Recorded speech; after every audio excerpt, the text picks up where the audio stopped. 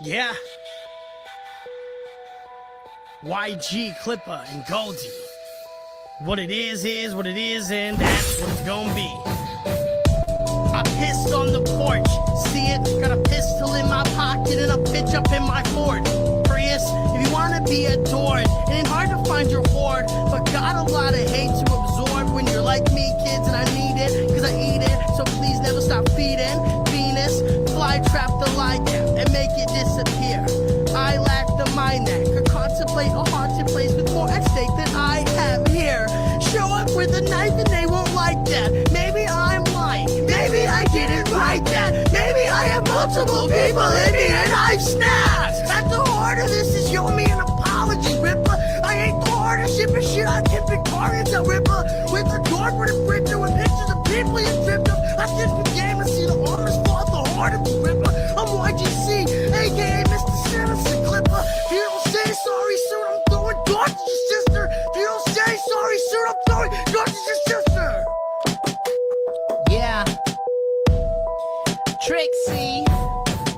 Eric July is just a black guy without much to say and mostly just lies. Like Isom, I know there's no way he writes. He barely can speak. His podcast is mostly silence.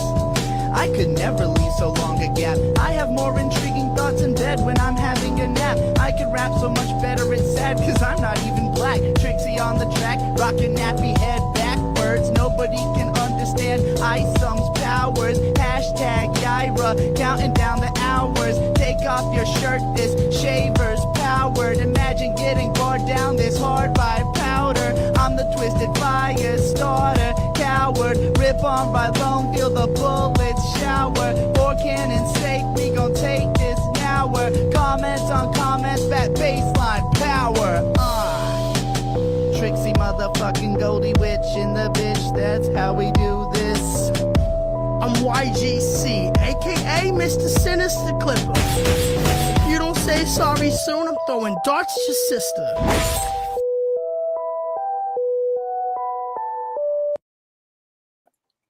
Whoa! Yo. Welcome to the After Problem, episode 15, I believe. The Sounds one, right. the one where SuperKiller drops. What we've been waiting for what? 3 years at this point? 4? Our entire 5 lives. maybe? There hasn't been a moment where we haven't actually been waiting for SuperKiller. Man, it feels it's here. The moment is here. It's Dude. not in our hands like the Maniac is for many people, but it is True. here. It's true. Allegedly. And Vito is obviously, I mean, as we saw with those dog shits, moving the robot's mouth up and down. He's going to be tweaking and managing that thing as criticism. Yeah, rolls in throughout the week. most people in California choose microdosing. He's choosing micro editing. That's what he's getting high on. yes, micro editing. Yes, he can't get enough of that. Yes, Johnny Rocket says, author of The Maniac and writer of The Elephant, which is going to come out and be good and not shit like SuperKiller, which we will review later. Says, come fart poop ass. I couldn't agree more. The Maniac! The Maniac by The Maniac. It didn't. There's take a cover by 800 Ray Ray is Happy. It's Yeah, as there you go. beautiful like all of his work. Also, and then, like and the rest of it's subscribe. beautiful like Corgan's work. Yes. Which I can't scroll down to because I don't have Adobe as my active window at the moment. Krimkle fucking it up once again. He fucked up the bingo again. He's fucking up the Maniac. Vito really got one Giving over. bad document sharing advice to people. Yes. Ray Ray's Happy is here. He says, let's fucking go. Let's fucking go, Ray Ray. I love you. Balder says Johnny is better than Vito. Absolutely true. And Travis, it's just a PDF from a PDF. Isn't that funny? Anyway, so Krim, what did you think about that episode? Let's get started with the episode review. What did you think? Quick thoughts before we transition into Battle of the Beards this week. I got very distracted mentally by SuperKiller and refreshing my email a whole bunch. I got really mixed up at the beginning, and I was unclear. There were 5 problems this week, I think. Yes, there were. There were indeed 5 problems, Krimkle. Because Vito threw one when he was fucking around with MailChimp and, trying to get the comic he's been working on for only like 838 days out and fucking up the final step, of course. Yes, he threw a problem in there at the start, which was, do you remember, Krimkle? I have it here in a second. But, oh, wait, hold on. I do remember actually. Go It ahead, was go ahead. having to Oh, replace yes. a thing and not being able to fucking find it. Yes. It's pretty fucking awful. I've got It's a great this problem. little fucking lancet device here that I used to bleed my finger and extract blood to test my blood sugar, and I can't get this model anymore. And Oh, no. unfortunately, the plastic top is slightly like the little prongs that hold it on are broken. I have tried replacements from other brands, even the new one from the same company, and it like they don't make my fingers bleed. I don't Damn. know why. I don't know that maybe they're not like the springs suck. I don't know what. It's the only fucking thing that works. And now they're like $80 or more if you can even find them anywhere. So what do you? And these are supposed to be like a $12 piece of plastic. That's why I have electrical tape on it to hold the top on, so that I can still use this and stab myself, because it's so fucking annoying to replace something. So, Krim, when that breaks, yes, I totally agree. Especially things get a little, manage decline. Things get a little worse every year. The Rothschilds make our lives a little worse every year. Wink, wink. But so, are you just going to go? Go ahead. Go ahead. No, funny you should mention if it breaks, because it did twice. The little screw-on part is broken, and it only works upside down now because otherwise the spring doesn't trigger. I bought a replacement, but I think it passed out or fell asleep with it on my bed and like knocked it somewhere, and it's like under something. What that reminds me of? It's like when I'm holding up my phone, but it's like on your phone when your homeboy has like a super frayed wire and he's showing you like, no, it's fine, dude. You just gotta hold it like this and do this for 30 seconds. Yeah, you just gotta, yeah. Well, yeah, it feels a little bit like having an old analog TV antenna where you're like, okay, you stand over in this corner of the room, and you stand in this corner of the room, and then make a stupid pose, and then we've got Fox today. We can watch The Simpsons. Nobody move though. The Simpsons, like Carl Hamburger. Yeah. Didn't mean to step on your dick there, Krim Cole. But and anyway, So Krim, wait, just real quick on the Battle of the Beards, and whoever gets to 5 wins first, the other person has to shave half of their beard and the opposite side of their mustache. So, for example, Krim, if I shave this right-hand side of my beard, I would leave this left side of my mustache. Exactly the same on Krim. And Krim Cole is up 4-3, ladies and gentlemen. He only needs one more win, and Schizo Sean is going to look like a freak. He's going to look like a real schizo. Because Roblox is a real fucking problem. That's why I won. Because you chose the Roblox problem, and it's just a pedophile. It's like Israel. It's a pedophile safe haven, right? Yeah, seems that way. Well, and do you want to? Congratulations, Krem. You're up 4-3. Does the champion want to speak to the people? Let them know how it feels to win? I'm glad I'm pulling up from behind. It's a lot of work and effort, and like I'd have to probably have to do multiple passes because it's really thick. It would take an annoying amount of time, even if I did buzz it all off. So I really don't want to, but we'll see what happens. Well, Krim, if I win 2 in a row, we signed that contract with Satan, so you have to, or otherwise your soul will be dragged to hell, Krim Cole, if you don't shave that beard. That'd be a little inconvenient. Yes. Well, we're Vito's dad. I need it to barter for other things. Well, and it would be really inconvenient because you'd have to spend eternity with Vito's dad, and then Vito was eventually show up in the Domino's freezer in hell where you're all going to belong if you don't shave your beard. But so because I'm a loser, can't spell Schizo Sean without an L, am I right? Well, Schizo Sean Television. Yeah, there you go. I get to pick first though, Krimkle, and no offense, Krim, but I think this week's going to be an easy W on this very special episode 200 where SuperKiller dropped and flopped. Isn't that interesting? Yeah. But I'm picking the layup, of course. I'm sorry, Krim, but fucking up the launch was one of the problems. I believe that's correct. I heard Dick say it right or not? I think so. Maybe we're actually at 3 problems each for them this week. I think it was. I think you're right. I think they each tossed in a bonus problem. I think up towards the top we had replacing shit being total fucking bullshit and fucking up the big launch. Yes, I Yeah. agree. But I'm gonna go with fucking up the big launch. Easy Yeah. W, I think, pretty self-explanatory. Everyone hates Vito. Everyone's gonna hate Superkiller and the gay Superman BDSM scene that's in there for some reason. But yes, I think an easy W. Fuck Look, Vito. that was Self-explanatory. essential for the plot. It's essential to the character development. It's probably another reference to someone he knows in real life. Yeah, So, well, yeah, Vito's probably been in a gay BDSM dungeon where you pretend to be superheroes. I mean, that's almost certainly had to have happened. He's from fucking Massachusetts. They got those like every other block out there. But yes, Krim. So for next week for Battle of the Beards, I'm picking fucking up the launch so I don't have to lose my beautiful beard. What's your pick of the week for Battle of the Beards, Krim Cole? I'm torn between the replacement thing. You know what? I think I'm going to say Destiny's penis. Destiny's penis has been a thorn in many people's somethings. I don't know. Yeah. He's sending don't send porn videos to people in 2025 that have other people in them unless you have some sort of contract transferring the rights to you and giving you explicit consent. Krem, I mean, we all like to have a little fun. I've sent a nudie video or two to a woman I shouldn't have, maybe. I mean, it's one thing to send them. Well, it's one thing to send them. It's another thing to send them to someone underage across state lines. Then it's another thing to send other people's videos, which I think is the thing that's actually going to hit Destiny. I don't think anything else is even going to cost him money.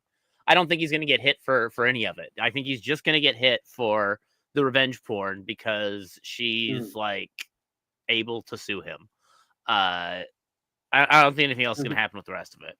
Well, do you think him and Aaron Imholt are ever going to link up? You think Destiny and the Toe are ever going to... Because they're in quite similar predicaments. I mean, Destiny could have just as easily said, your boy didn't do too bad, did he? Except his would have been underage, so it's definitely a little worse. But, I mean, there's something there. We got a podcast with them would go crazy, don't you think, Krim? Probably, but I think Destiny would make him... that'd be pretty funny, actually. Yeah, they should do a show together. Yeah, Destiny would probably humiliate. Yeah, even if Destiny's just like mean to him the whole time or nice to him, or I don't know. I don't know what their show would be though, because like Aaron Enholt doesn't know about like anything, and Destiny thinks he knows about everything. What? No, you're thinking about it wrong, Krim. They would just be talking about like sexual crimes and how they think they can get away with them all the time. Because they're both clearly like sexual degenerate perverts. But how to get away with sex crimes? Me too. Yes, how to get away with sex. They can get the quartering in there too to help them hide their materials. God damn the quartering, bro. That fat fucker. Anyway, Ray is happy. Says, "Will Destiny and the Toe slurp each other's man venom?" That'll be the show, I think. Actually, just slurp and jizz with the Toe and Destiny. I think that's. I don't know, but I don't think I would. Well, you don't know. You don't know what you want. Yeah, I think it would be good. Well, we'll workshop it. We'll workshop it. Okay. Well, Krim, I mean, is there anything else about the episode you want to talk about before getting to? I want to talk just real quickly. Besides what you maybe want to talk about is the grave thing, and I can. Can you pull that up, or do you want me to post that link real quick to the Eric tweet? Yeah, I can post it in the private. Not have. Yeah. Just post it in there, and I'll pull it up. Let's see here. Well, you know what, Krim? Oh, hold on. Sorry, folks. I need to vamp. I need to vamp right now because I'm struggling with StreamYard. Okay, Krim, I posted it. But yes. So before we get to reviewing, we're going to review all of SuperKiller. So if you guys want to stick around for that, it might be a little bit of a late night. But we will be reviewing all of SuperKiller exclusive after Problem. We're the first real official review of SuperKiller. I mean, Krim, this is quite the exclusive we've got. But besides, I mean, Dick did it a little bit, but he really covered that first page pretty well. Well, dude, I was going to say on that first page that Dick was reading, that used to be the fucking Unabomber manifesto. I remember because I recognized it when I read it because I'm a bit of a Unabomber fan, you could say. So I recognized it as soon as I read it, and I was like, fuck. I'm sad he took it out, though, honestly. Did he replace the filler text from the Unabomber with actual text? Yeah, well, I just thought it was a cool touch. It's like a little bit of character and personality, but Vito probably, was like, well, what if what would EVS say if I kept the Unabomber text in here? He doesn't put excerpts from the Unabomber manifesto in his comic books. EVS is going to kill that man once he reviews his comic book. He just won't. The psychic energy of that review will destroy the fat man. Yeah, okay. So Krim has pulled up here one of the most important pieces of this last podcast for Schizo Sean and the After Problem personally. And that's because, and as you can see here, so Riley has posted. Can you read that out, Krim Cole? I see this as a challenge of sorts.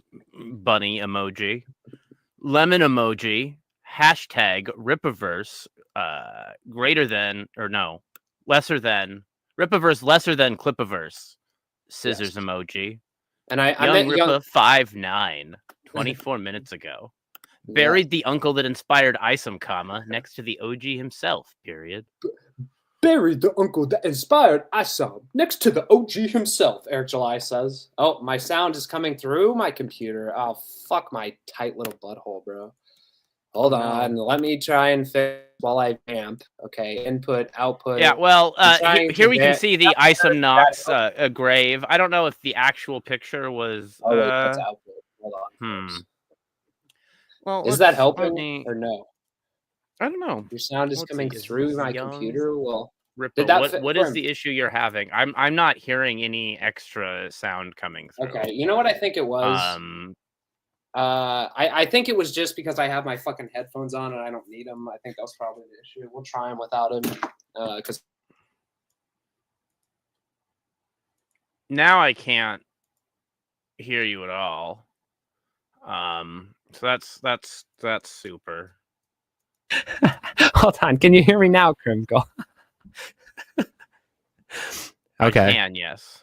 Okay. Hopefully my audio is better. Anyway, sorry, folks. Hi, Music Master. Hello. Thank you for showing up. Like and subscribe. So Eric July tweeted about how he put his uncle away next to the real Isom. And I just wanted to say that's the grave young Klippa infamously pissed on, of course, Krim, as we all know.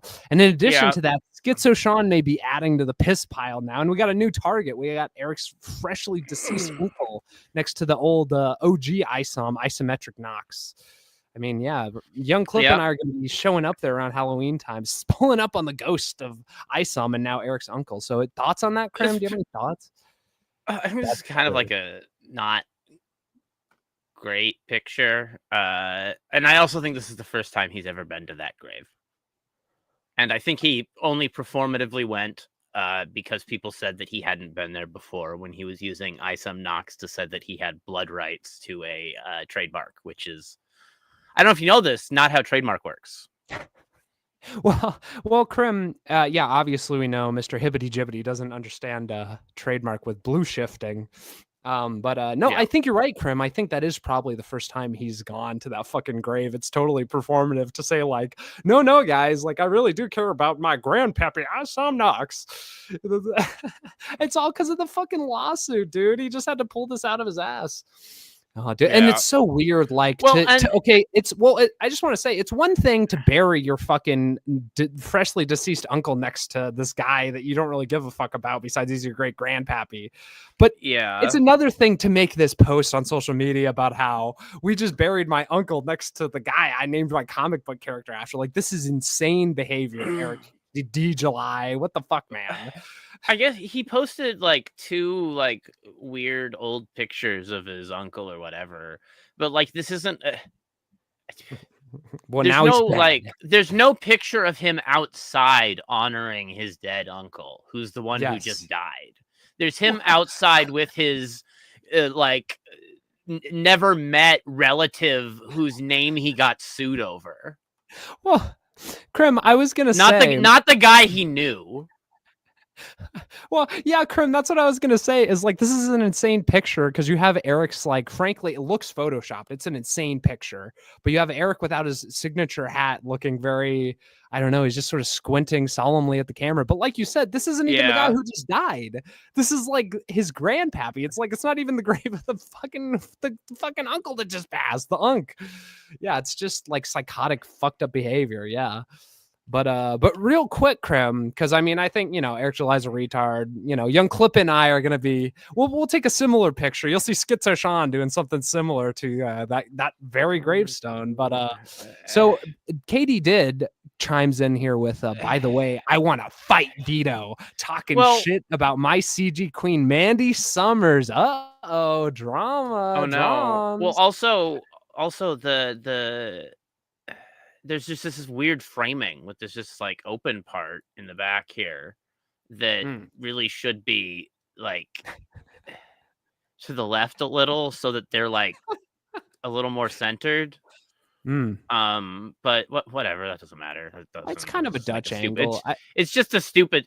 I guess whatever. It's just a stupid scam photo to pretend that he cares about this guy that he never met and never cared about. Well, that's isometric Knox. We all kind of care about him. I care about him. I don't even think he cares about the one in the comic anymore. I think he's defeated and broken, and he looks kind of tired. You might say. Maybe he's definitely tired. He's tired. Yeah, we all have fatigue. And Katie says, Sean, I want to fight Vito. I mean, I'd set that up. I'd be a ring boy for that, Krim. Would you take one for the team? Would you be a ring boy with me? Because there's two women fighting.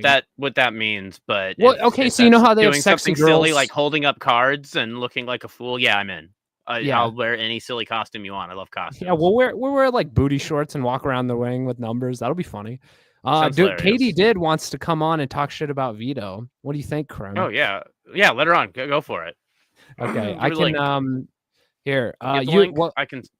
You do that. I think. Let me unshare my screen, and I can vamp and talk shit about Vito and how he's a fucking idiot. But Katie, if you want to fight Vito, well, I guess if she's fighting Vito, no, because she was not fighting Mandy Summers, so she'd be fighting Vito. That's a fair fight though, because Vito's got those little chicken legs. He'd get gassed really quickly. Katie, I'm not trying to speak out of turn here, tell tales out of school, but you seem like a fit woman. I mean, I don't know. I think you could definitely beat Vito. I DM'd it on Twitter. All right. Katie will come in real quick and then leave. No, Katie, as long as you're talking shit about Vito, you stay as long as you want, girl. You talk your shit. Talk as much shit as you want about Vito. That's yeah. Fuck him and fuck his stupid fucking comic. But in the meantime, is there anything else about the episode 200, the big 200 that you want to bring up, Krim? Anything else stand out for you? Well, I just wonder if you can start peeing on one grave and then not stop and then get to the other grave and pee on both of Eric's ancestors in like one continuous pee stream. Oh yeah, it's like a cross-generational stream. Oh, you know what Riley and I can do? You know how in Ghostbusters they say don't cross the streams? Riley cross the streams. You can piss from one grave and you like arc them in the middle so that you're pissing on. Yeah, perfect. Okay, yeah. So Katie did clips. I need a lot of water. Please follow her. We're bringing her on though to talk her shit. Katie, Katie. Hello. Do I sound okay? Yeah. You sound good. What's up? Okay. I have a message to Vito because I know he's watching. Fuck you, Vito.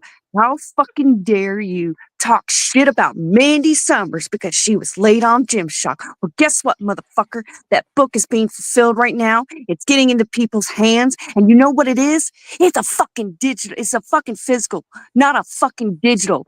I backed the physical for your campaign. I didn't want a fucking email. I want the fucking physical, you piece of shit. You know what? At least Mandy, it sends out physicals. And you want to know why she was probably a few years late? Because a bunch of jackasses were trying to convince Dale to not work with her and cause all these problems. Well, guess what? Gymshark is out, it's being fulfilled, and it's going into people's hands. What the fuck are you doing, Vito? Sending out a fucking PDF file, a fucking digital, and it's fucking black and white? What happened to all the colors? You were bitching about the colors and trying to fix the fucking colors. What happened to that? I get a fucking black and white digital comic? Fuck off, Vito. I want my physical. I paid for the physical. I want it in my mailbox right now, you sick son of a bitch. And don't you ever talk shit about my queen, Vito, my queen, Mandy Summers. I will fuck you up, you motherfucker. Don't you fuck with me. That is my queen. And as a queen myself, I will stand with my queen and I will fuck your shit up. Don't you ever talk some shit about fucking Mandy Summers. She's got more fucking balls than you will ever will. She's faced far worse shit than you can ever imagine. And you know what? She doesn't bitch. She doesn't whine. She doesn't complain. She actually does her work and gets those books out. And you know what? Today is Pit Day. Guys, go back Pit. It's fucking better than SuperKiller. And you get a 24-hour variant cover from Michael Turner. That's a hologram. It's a hologram cover as well. And you know what? It's fucking better than anything Vito would ever make. And guess what? It's going to be in people's hands soon too. So Vito, how about you send me my fucking physical, and not the digital? You piece of fat fucking shit. Hell yeah, I love it. Yes, and No, Katie, fuck that, dude. Don't sit there and talk shit about Mandy Summers. Oh, well, Mandy Summers is late on her book. Motherfucker, it's being sent out now. People are getting it in their hands. Why the fuck? Why the fuck are you going to talk shit about Mandy? Mandy has never done anything to you. But no, since you sent out the email, SuperKiller, you got all fucking cocky in your shit and you wanted to talk some mad shit. Motherfucker, you got no room to talk. Send me my fucking physical, you son of a bitch. I don't want the digital. I don't want black and white. You complained and worked on the colors. That's why it took forever to get the comic out, right? Because you wanted to make sure the colors were okay and everything was fine. No, I got a fucking digital black and white. Fuck off, Vito. let's go. Yeah, I mean, Very nice, very nice, very nice. yes. I agree with Also, every word. getting the digital out does not mean he has purged himself of the open garage of toys that belong to the campaign. So until he gets those colors done and has them printed and has like the proofs and all these other stages done, he's still the cause of him freaking out isn't gone, and no one has their fucking comic still. So, No. Well, and you but know, they can read it.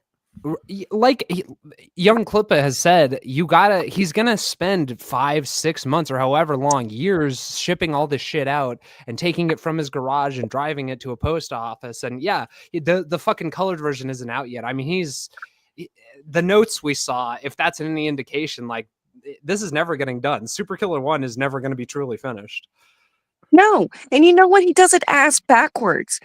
You're supposed to send out the physical first, and then once everybody got the physical, then you send out the digital. You stupid motherfucker. I paid for a physical. I didn't even get the digital. I backed the physical, not the fucking digital. You have to read the unfinished one and then send him in the typos, and then yeah, you'll get a prize. What kind of faggot shit is that? I don't know. What the fuck, Vito?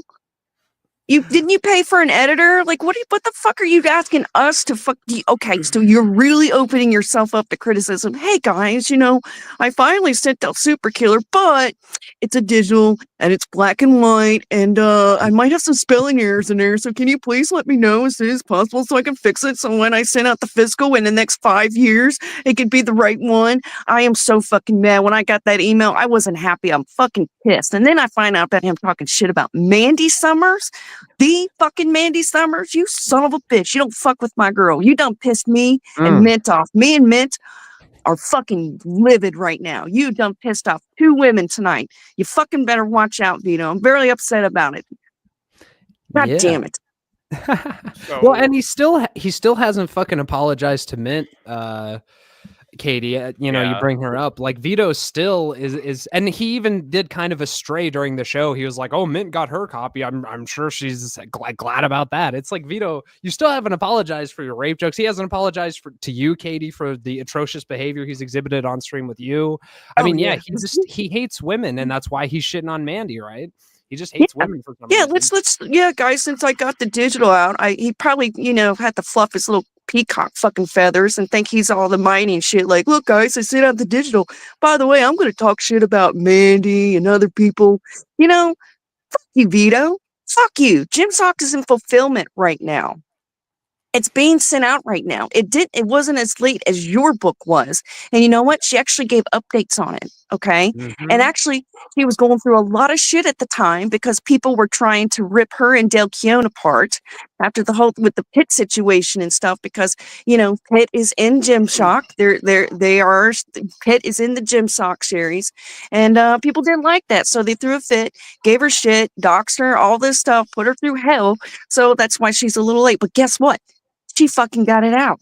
It's a fucking physical, not a digital, you stupid fat fuck. And and also it's good. I haven't read it. I know it's going to be good. I know it's going to be a great character, great story. It always is. CG produces consistent stuff. And on that point, Katie, he keeps bringing up specifically EVS and all these other CG artists who are like, well, they're late too. And it's like, hey, you know, like with Mandy Summers, EVS has like real shit going on in his life. You know, I don't want to get too personal, but he has a legitimate excuse. He's got a lot of shit going on. Also, like you said, he pushes out books. All he does is work and get shit out.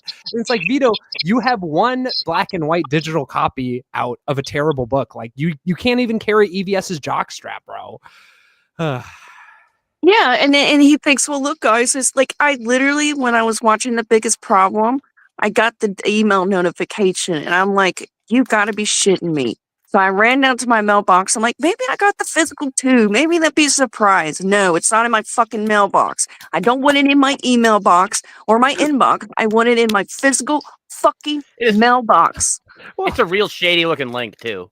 Yes, it is. Well, and you know what gets me is that let us not forget that this comic went from black and white to colored back to what we're seeing now, black and white from color. So it's like an additional fuck up and amount of time that other comic book artists in CG especially just don't do because they know that's retarded. But Vito, of course, just knows better. And, you know, it's much better to go from color back to black and white. I mean, holy, and it clearly shows in this PDF we've gotten. It's so stupid. Like, you know what? I was actually looking forward to like SuperKiller when I backed it. You know, when Comicsgate came together. Oh, hey, Vito, by the way, you talking shit about CG last week when I clipped your sorry ass saying, oh, CG wants to start drama every week. You're talking to your backers, the people that came out and fucking backed your sorry ass to get you over 100K, and you're going to talk shit about Comicsgate? After we poured our money into your fucking campaign? Fuck you. Don't ever beg Comicsgate for anything ever again. Don't ask us for anything. If that's the way you're going to treat us, you don't deserve our money. You don't. You owe Comicsgate an apology too. You owe, I'm not worried about my apology. It's whatever. But he owes Mint an apology. He owes Mandy an apology. He also owes Ethan an apology for making that shit. Look at that. Look at that beautiful. It's better than anything fucking SuperKiller will ever do. Here's what Ethan's making you wait for. Yes. And here's a comparable shot of SuperKiller, the hero, injured. It's the same basic shot. It's the same basic idea. Huff, huff, huff, huff. We've got some I'm cursed internal thought bubbles here. It's like there's people covered in goo. It's basically it's the hero injured. It's the same scene. You know, they're being introduced to new characters, and there he is. There's SuperKiller. There's what the SuperKiller one looks like. And again, there's what EVS is making you wait for there. Yep. And it's fully colored. It's fully colored and printed. Isn't that interesting? But it's a physical, not a fucking digital. Yeah, I don't hate the SuperKiller thing I'm looking at here with this picture. It's just it's not the same. Well, Krim, speaking of that, we need to beat Frog Tony to reviewing the rest of fucking SuperKiller, dude. Apparently he's going through it right now. He's trying to steal our spotlight, Krim. Well, fuck. Vito, you know, and Clip is asking, will Vito flag them? Very possible. And then he says, keep clipping, Katie. We'll keep watching them. Absolutely. You provide everyone. Oh, I'm going to clip his fucking ass. Oh, I'm going to clip Vito's ass. You just fucking wait, Vito. You never piss off a clipper. Have you not learned that yet? Have you not learned that? Snip, okay? Snip, yeah, EVS is watching. Yeah, clip, snip, snip, motherfucker. Well, and Krim is growing scissors in a jar right now to help you out, I think. Yeah. The teleporter, the secret of how it works was unfortunately revealed on the show today. But my scissors, my scissors are gone. So where's my? Yeah, I'm growing some new ones here. I've got a little bit of scissors here. I gotta add a few ingredients though to make it actually grow. I've got some metal here. Will they be big enough? Well, to cut Vito's little balls off. Well, it'll be definitely big enough for that. You wouldn't think so, but I've got a secret ingredient. It's Christ is King. There we go. Gonna drop a little God in there. Vito's gonna need Jesus when I'm fucking done with him. He's gonna need to come to Jesus meeting. I'm so pissed. Like, you have no idea. Like, I was already mad that I got the digital, not the physical Yeah. that I paid for. And You then know, I think I got I've got cover A. It was the red you know, background or whatever. some Beautiful, extra Crim. light here that I may have just broke, and then there we go. Yeah, this will hopefully grow Well, up into a Crim, I nice mean- big pair of scissors, and I can use the teleporter again. Well, I think those scissors will grow big and strong, and after we chop Vito's balls off, we can borrow them and use them to clip Eric July's shoulder hair. I think that's a good use of that. But Like, I'm so mad. Like, dude, I put in money for the physical.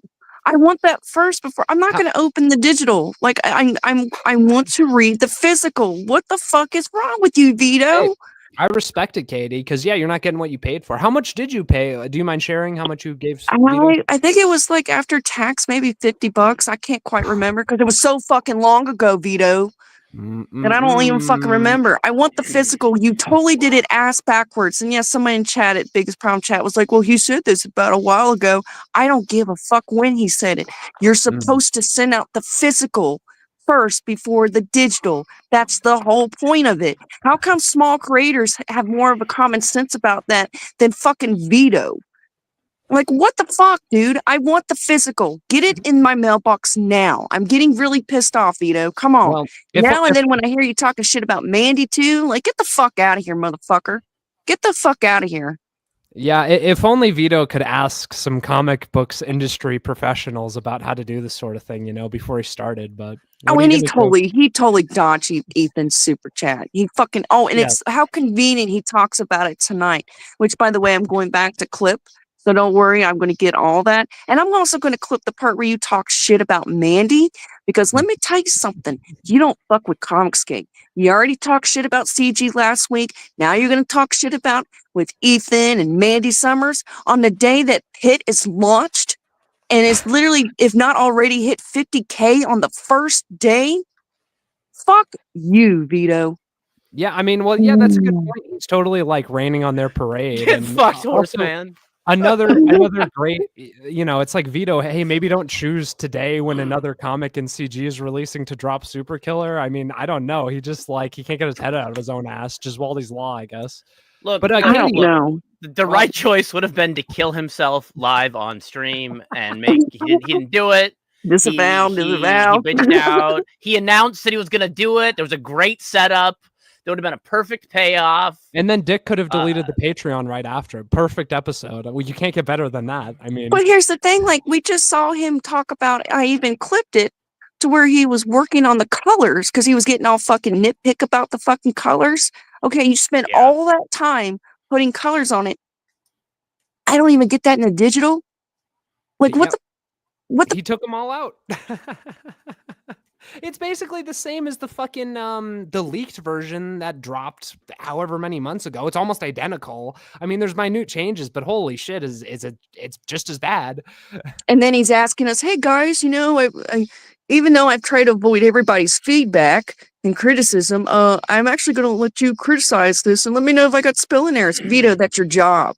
And what are you saying? That you're saying that Eric Weathers, who's also another Comicsgate king, who's probably one of the best letters in Comicsgate in the indie community, and you got him to work on the book, and you're thinking that there's spelling errors? So are you putting the blame on Eric?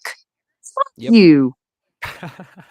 Yeah. Oh, I'm so mad. Everyone who works with Vito ends up regretting it. I mean, it's just an iron law of the universe. But Katie, while you're here, maybe to get a bit of female intuition, what do you think about Vito's girlfriend? I'd like to hear your thoughts. Do you think she's real? No, I don't think she's real. No. Because you know what? If he really had a girlfriend, you know what she would have told him? Honey, don't send out the digital. Get the physical. What the fuck are you doing? A woman would get your ass straight. It's a lie. It's no girlfriend. It's a load of cock shit. That's some made up shit. What are you doing on like Stellar Blade? That doesn't count, Vito. I know you said a woman could get him straight, but I think even with a woman, he'd still be gay. Queer. Fucking gay. Yeah. Well, I would love to know if she knows about his gay escapades. I'd be really interested to know if he's told her. Oh God, I don't even want to know. It's bad enough. He tried to. Did he? That's what he was talking about on that stream. How he's like, "Oh yeah, I totally banged." Like, Okay. Well, whatever. I think we've oh no, hold on. Add to Uh-oh, we stage. faded. There we go. Oh no. I think we've been I like defeated at this. bingo. This is I new to don't- me. This is Yeah. new. Us on top here. Oh my. Yeah, Bingo's he so said fucked up, by the way. Krim can't get the fucking bingo right. Yeah, well, I'm gonna get Excel installed in Wine, and that's an awful excuse, and no one should respect that answer. You're sounding like Vito right now, Krim Cole. Not good. Probably sounding more like mint salad, if I'm gonna keep making excuses in that direction. Hey. I don't need to over-explain why I'm fucking up. It doesn't matter. I'm fucking up. The After Problem bingo here, though, the same designer who did the original bingo card designed this. It's got a little picture of both of us back there, and he just tagged me on Discord that he got bingo. Looks like he got a bingo here with let's see here. I still don't have a job. That's unfortunately true. Eric July, yeah. No shaved beard this week. That's also correct. Is there one that says he's a cocksucker? That would be the free. I don't know. Yeah, maybe we can get that one added in. Both hosts wearing shades. We still have that. That's and true. Then what's this last one? Sean's joke falls flat. Which one? Wow. Wow. I mean, listen, you it can't be as a bigger fail of a joke than Vito. You know what? He got the bingo card out. He got the bingo. I don't know what he wins, but you know, we probably owe him something. He wins our love and respect and admiration for making this great bingo chart. And you know what? Maybe my joke did fall flat, but it helped you get a bingo. So I don't even want to hear it. Okay. There you go. All right, guys. Well, I got to hop off here. Thank you for allowing me to come on and vent and rage, because I know Vito's watching. He'll never admit it. But Vito, I'm coming after you, boy. I'm coming after you. You don't fucked with the wrong person. You don't fucked with my queen. You don't, said some shit with Mint. I'm gonna fuck you up. Don't you ever come around Comicsgate and asking for money. I love how, by the way, you're bringing the campaign up, for a week, because you're wanting more of our money. You're not getting any more of our money. The email fuck up totally made me realize that. Yeah. You literally shitted on Comicsgate last week. Literally shitted on CG. The people who put their hard-earned money into your fucking campaign gave you Fire Tonight, which is a Comicsgate tradition when you hit a goal, all that stuff. And this is how you pay us? By not only talking shit last week, but giving me a fucking digital that's not even color? What the fuck is this shit? We're all forgetting something, is that after that campaign wraps, we're all gonna have to pay fucking shipping if we want our fucking comics. Oh yeah, you're right. No, he's gonna pay for my fucking shipping. Fuck you, Vito. You're gonna pay for some of our shipping. Fuck you. Damn straight. Fuck you. This is some bullshit, Vito. And let me tell you something, Vito. Don't you ever talk about my Queen Mandy Summers again, because I will ruin your life. Because you know what? Snip, snip. No. Clip, clip, and snip, snip, motherfucker. Fuck you. Gentlemen, have a great night, a great show. And Vito, go fuck yourself. Thank you. Thank you. Katie did clips. Everyone Thank you very much. Out. Super important part of the community. She clips us all. She'll be clipping this. She'll be clipping all up in Vito's shit. Vito's gonna get wrecked, bro. He really pissed her off. Vito's totally turned everyone against him. Dude, if you're turning Katie did against you, this sweet lady who just wants to clip, I mean, you've really fucked up. Look, so. Music Master makes an interesting and compelling argument that this is in fact the coloring book version. You're supposed to print it out at home. That's what Vito was testing on his printer. You're supposed to print it out at home. Yeah, you're supposed to print it. This is the print at home and color it yourself version. He's right. That's why he was testing it on his home printer. It all makes sense now. This is correct. We were all wrong. Another win for the Vito. The Vito. Another win. Another win. We thought it was for us, the adults who paid for this comic book. It's actually for the children Vito's trying to lure into his cramped apartment so he can molest them. That's what I heard anyway. That's why he made it black and white. That's what the streets are saying. I'm not saying that. Yeah, I actually can't sell my copy of the PDF. I'm sending it in for CGC grading. Okay. Well, speaking of that PDF from the PDF, you want to start reviewing that, Krim? Bang that out before Frog Tony totally eats our lunch with his tongue. He nabs it. I guess so. Let's see. Remove that. Oh, by the way, also shout out that After Problem Bingo. Once we get that up and running, that's a great template. Thank you very much. And you made it specific to our show. Another Chris. rad looking card. He did the other card. I'm the one fucking up on the bingo. Wow, I of think I course. found a good way to like just drop lines of things to generate bingo cards, and I think it should be able to do multiples, and I can just like I don't know. We'll see. Krim, I'm less over explaining talking, stuff more that doesn't doing. matter. I don't need There to you hear go. about how That's the you're gonna one. fix the Don't comic. say I things. want the comic That is in my correct. hand. No, I've got to check every single pixel first. Anyway, you want to bring SuperKiller up? Let me. I said Destiny's penis. You said fucking up the big launch. I'm gonna win, obviously. Everyone vote for fucking up the big launch, by the way. Subscribe, like, and vote for my problem specifically. Fuck Krim.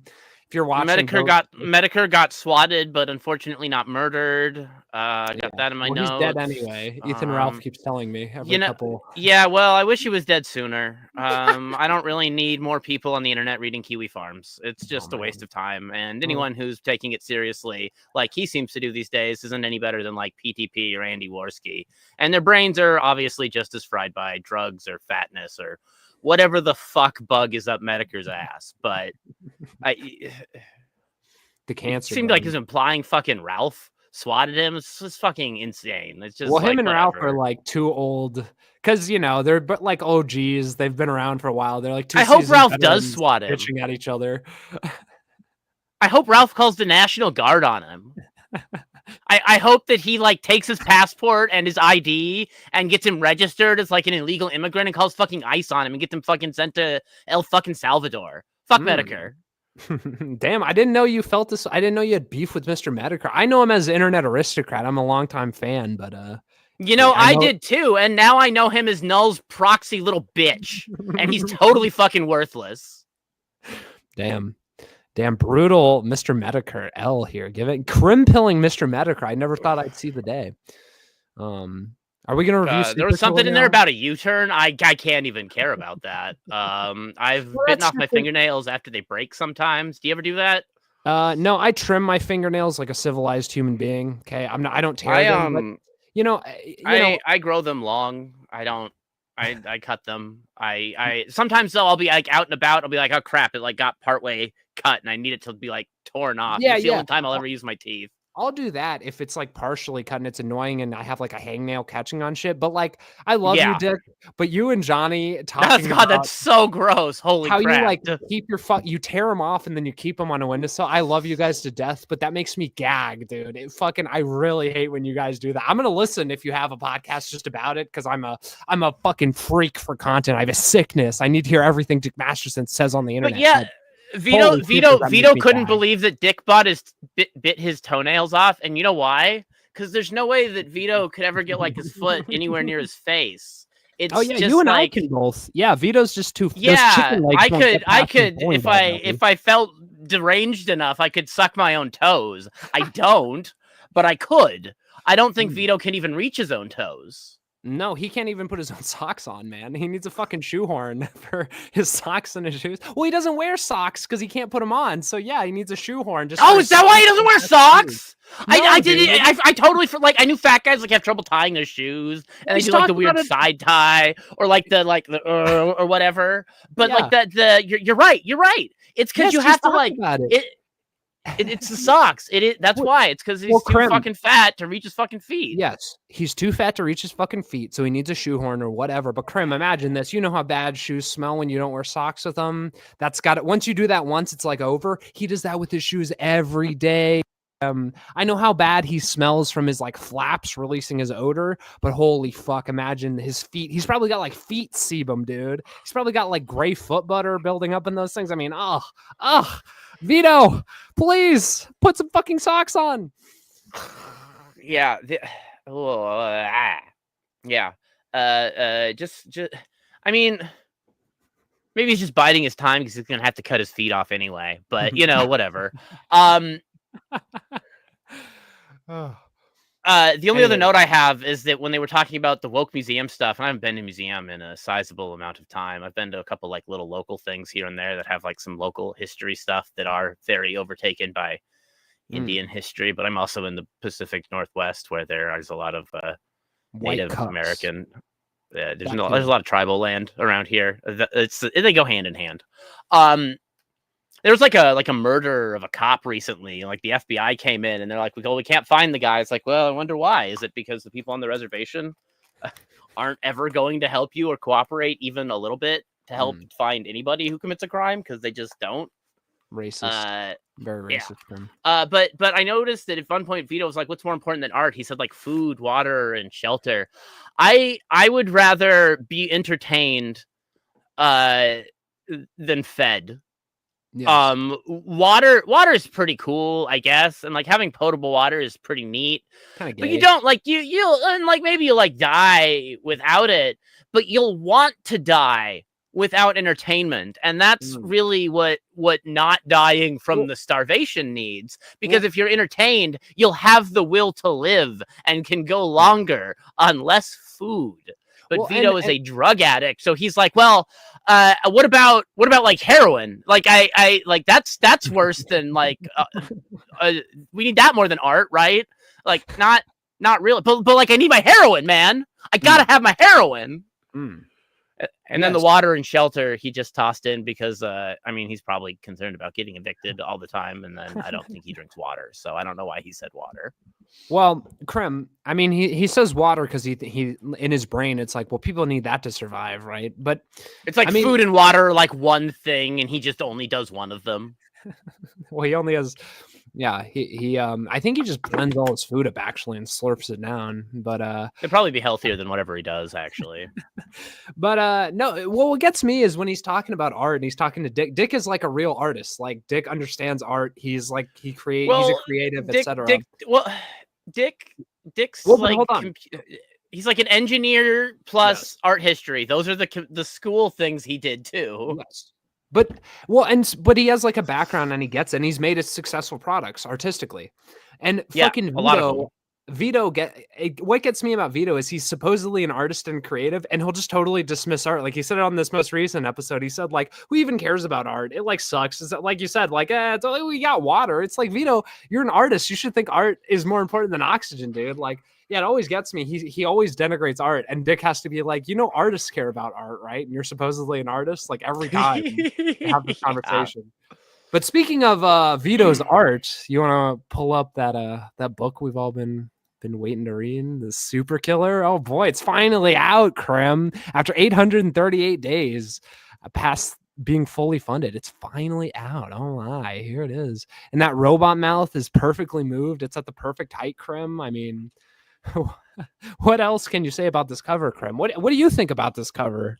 Let me expand this to the appropriate length. Krim's making sure we get the full Vito intended experience.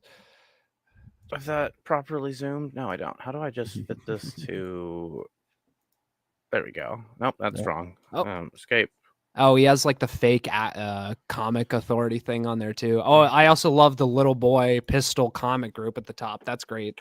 Make sure everyone knows you're into little lolly boys swinging their dicks around. That's awesome. So there's the preview cover that we got before. Act 1. From that was 26 pages of the 70 pages from the final book. Oh my god. The covers are mostly the same. There's some like look at this. So Krim changes.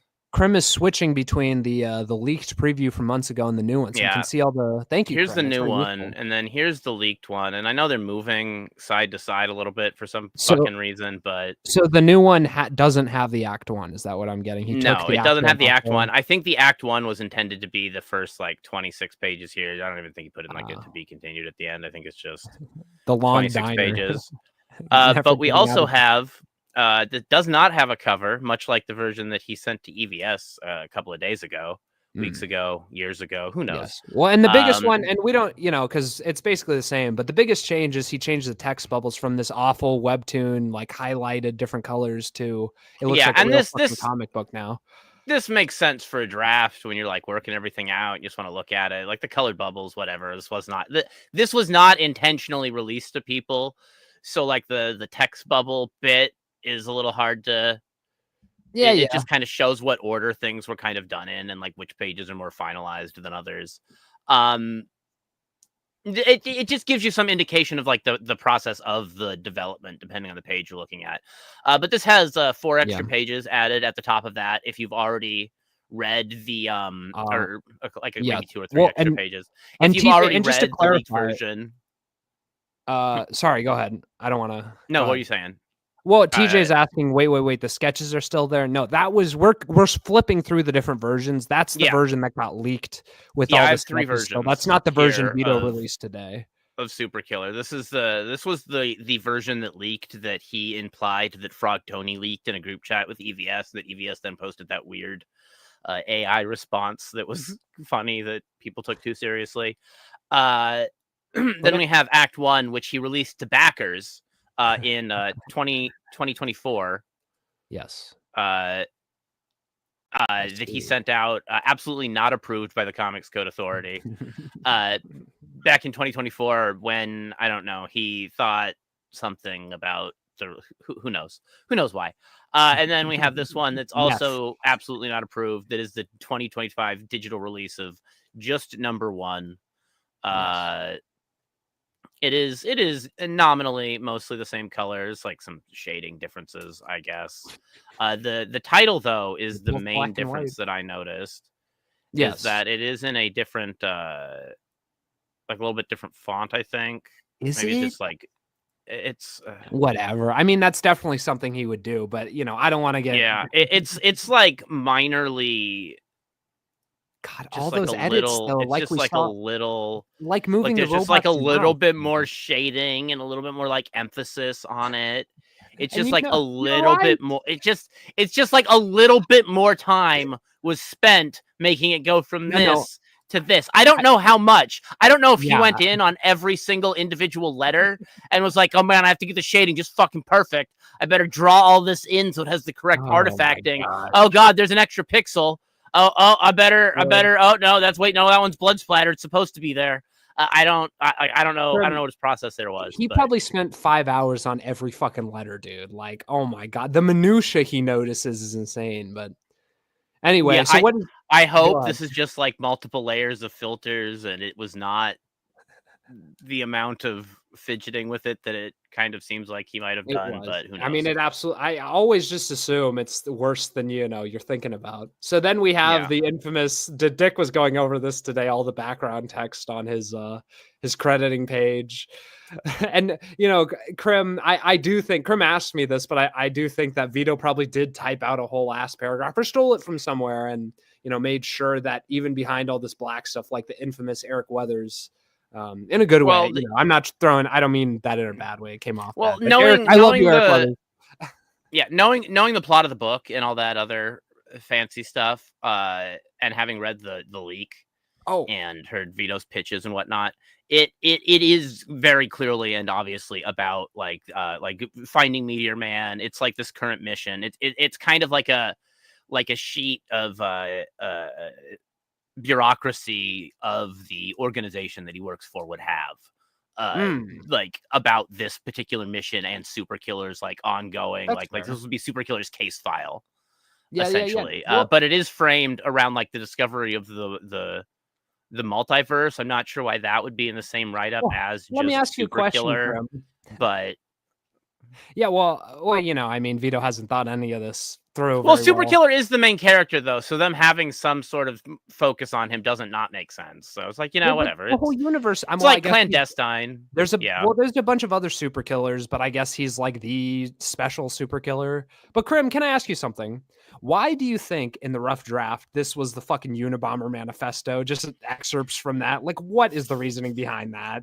Just to be epically random, or what? Probably. He also probably had it handy. I think like the Unabomber manifesto thing, not like the actual manifesto, but like the spirit of the idea of the manifesto is kind of in his like novel book thing that he read a little bit. I don't know. I get it. This is really convoluted, and it is at the beginning. But him like nitpicking on Dick like reading it, but like why would you not? Like it is kind of like it. What's also Vito, it's Well, an it's actually intentional. kind of intriguing. Like, Well, it's like, and well, what's going on here? it's Who would it's an write this? intentional, yeah, it's an intentional artistic choice, and it's like, so you put it in here on purpose, so obviously you meant it to mean something, Vito. And the fact that he gets a little squirrely when Dick starts, really laser focusing in on it, I mean, there's something there for sure. But Krim, He does have an editor, but the editor's name seems fake. yeah, Aquarius Rex. I mean, that's definitely a pseudonym. It might be him. I don't know. Maybe Vito goes by Aquarius Rex on the other side of the internet. And I don't know. Maybe he's like Destiny. Maybe he's seducing minors as Aquarius Rex. Has anyone looked into this? I feel like yeah, this special thanks might yes. offend some people, but I don't recognize a lot of the names here for some I love reason. that- So I we're just love going to in skip this- over that. Well, I just love he puts Dick's real name right next to EVS. It just pairs perfectly Yeah. with the episode we just saw. And now forever, Dick's real name, which he hates, is attached to SuperKiller, this piece of dog shit. I mean, if you really want to endure Dick, you should attach his real name, which he infamously loves using. And Vito said his real last name on today's podcast, and put it in your fucking book so everyone who reads it knows. It's a real good idea. Anyway. Fucking Vito. Think things through for like 10 seconds, but the meth, I know, makes that impossible. Well, like he said, he put this page together today. Yeah. Oh, I didn't hear that. He typed this whole thing up today, put the new background in, finished up the names, EBS got the shout-out alignment right, and then added in the like thanks here.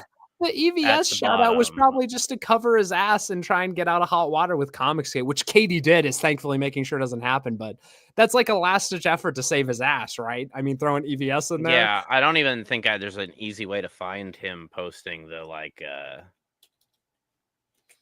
the what? I don't have an easy way to pull up the Of page with the Unabomber thing. I don't have it handy. Yeah, don't worry about it. It's real though.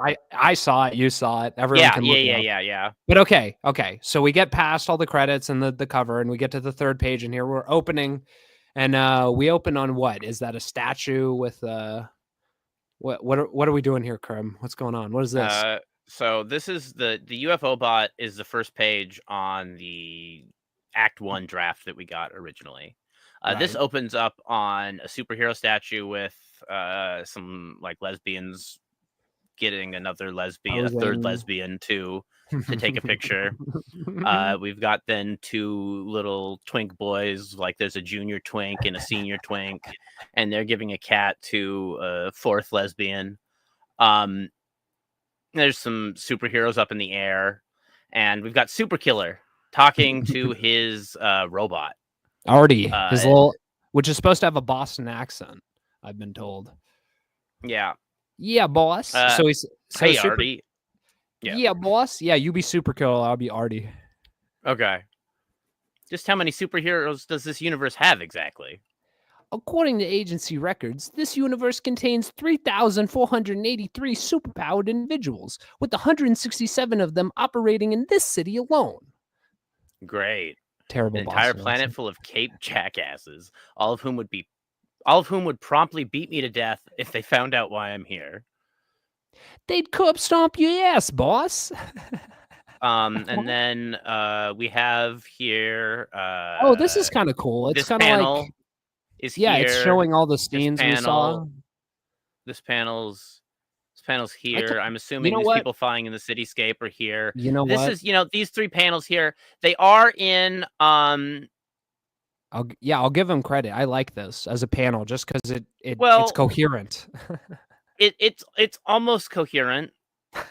Until if you look here, okay, so we've got here, okay, right on your left over here. Right. Over here, right. There's the selfie on your left, right. Okay. Right. Over here in the middle, we've got this open sky where they're flying. Right. They're flying right here up in this panel above it. They're flying in the middle of the city, right? And then over here on your right, they've got this cat here, and they're holding it. And then there's where's the cat? Is there supposed to be a cat in this panel? You're right, Krim. The flying should be in the middle if it's anywhere. And young Clippa says this new page is the best page in the middle. Oh, holy shit. I thought those were clouds. Oh, no. Oh, no. Oh, that's so bad. It like blends in with the text box. Oh no. And young Clippa chimes in and he says this is the best new page. I agree with him, but he also says, yeah, the cat girl should be where the flying heroes are actually. Crim pilled, he says. You must get crim pilled. We're crim pilling SuperKiller. You know, I do like these cool little pigeons. They're a little simple. I am zoomed in at 1,600 times now. What is the native resolution of this fucking thing? Oh, bro. Natively, it's like you can barely see it, dude. I mean, this is so bad. Vito, you didn't have to release it today. You could have just killed yourself, dude. Yeah, cool. Honestly, I kind of it would have been a lot funnier to me if he had like killed himself. Yeah. SuperKiller, more like super tiny, Koof says. Yeah, it's so true. Also, Koof is chiming in here saying the actual page size is 3.29 inches by 5 inches. 5 inches. Yeah. So that's not like a normal comic book, right? I mean, I don't know, but how big is a manga? It's definitely smaller than this. Well, and we know Vito's lost in the manga sauce. I mean, it's where he pulls 90% of his inspiration from. TJ says 0 consistent with the backgrounds. True. Rickery Booby is saying we're giving great criticism that's constructive. And Vito doesn't realize his haters just want him to do better. That's not true. I would like Vito to burn in hell. He's backstabbed me enough that I have no love for him as a person anymore. It'll be on flashcards when it comes out. LOL. Yeah, this says it's on just straight ripping the image out is 988 by 1500 pixels. That's not. I don't know. Let's you know why mince words. Wow, I can see everything clearly. What is this book? The Maniac? Who wrote this? This is the Maniac. This is the Maniac actually zoomed out to 73% so that it would be small enough to fit on the screen. Oh, he's talking shit about the Pit. I don't know. I would wager a guess the Pit probably has a similar thing going on where, you know, you see it perfectly. This is SuperKiller. This is 171% on SuperKiller. Oh my god, dude. Super Tiny was right. Holy fuck. Well, zoom and enhance on that next. Well, yes, and here's the Maniac. And also, by the way, perfectly drawn. Didn't have to switch between colored the black and white. The Maniac is 8.27 by 11.69 inches, which is, you know, a normal, the correct number of inches. You know how Sam Hyde in his most recent videos has been really fucking with the fucking formatting? It's like that. There's like 32:9 ratio that you need a $1,500 turbo widescreen to get, because not only is it 32:9, it's in like 8K. Yes, but that exactly opposite. Vito just fucks it up that badly and doesn't understand why it's fucked up. Okay, let's keep going. I would like to see more detail. I do like these pigeons. I do think they're cool. There's some cool birds here. Pigeons are alright. And then, you know, I do like the bench, the clandestine spy meeting, the dead drop for the for who he's killing. Well, for me, thankfully for me, I only need to deal with one of them. He's got the Meteor Man lunchbox. He's got the lunchbox, like the SuperKiller lunchbox in Vito's garage. Now then, let's meet our lucky winner. And you know, he has the comic we're about to read, a Golden Age parody of like SuperKiller. He has it fully on there of SuperKiller reading it, which is just, I mean, especially for Vito, totally unnecessary. I mean, this is not how long. EVS said it was not the correct way to do things, that it would take a whole bunch of time. And there's a lot of extra, like, weird little details in there. It looks like let's see here. The what, Crinkle? The text boxes and text bubbles. I mean, it looks like they're mostly the same. I think they're about right. I think he did actually warp the actual page into there for this. Yeah, but it's just another question of like the time that. But how long did that take? How much it added to the comic? Exactly. It's like that adds basically nothing, and it probably took him 30 hours or whatever the fuck. Like, holy fuck. But anyway, so after that Well, panel, he could have just put like one of these like final panels in there. That's just like Yes. the cover or like the opening, well, like and the it's opening thing in every old comic where they have like one big splash page or something. So it's not all this like micro text that now you can't Yes. read, but looks like random gag comic shit.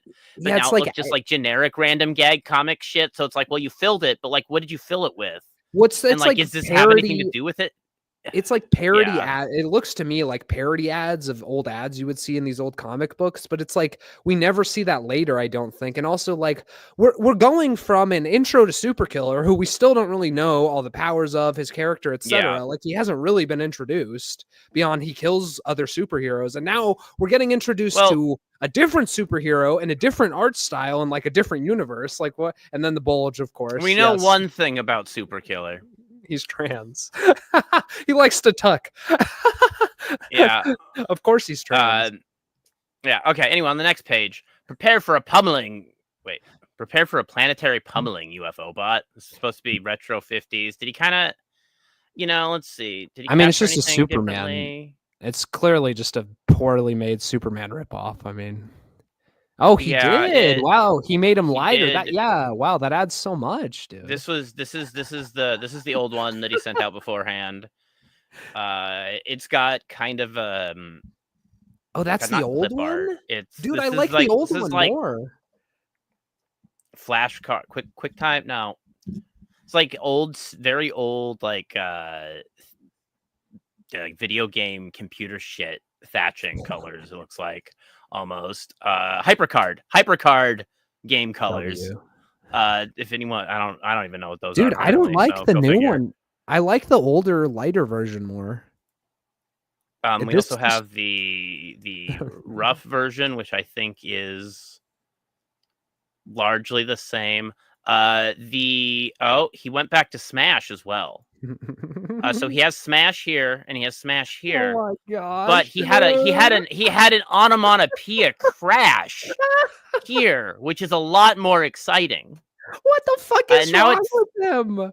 Are you? And now it's real? tucked away up to the left, and it looks like he's actually made the guy a little stouter somehow to fit in that. Dude, Crash versus Smash. How much brain power did he put into coming up with that change? Oh, it's got to be and Crash. Like this Smash doesn't make any sense for breaking through a wall as Superman. That's not a Smash at all. Crash probably could have been a little bit more aligned with one of the rocks, so it seems like it's coming with it. But yeah, he didn't even do it right. You're right. Well, it's mostly there though. Like it's almost there. Like tweaking that a little bit. I don't know how he went from like this to this. I don't think anyone knows. I don't think Vito could explain it to you. Prepare for a planetary pummeling. Time to face the cosmic consequences, UFO bot. So he changed that one. He also shifted Meteor Man, but how? Dude, he moves the text in like every iteration. He just like cannot stop fucking with it, dude.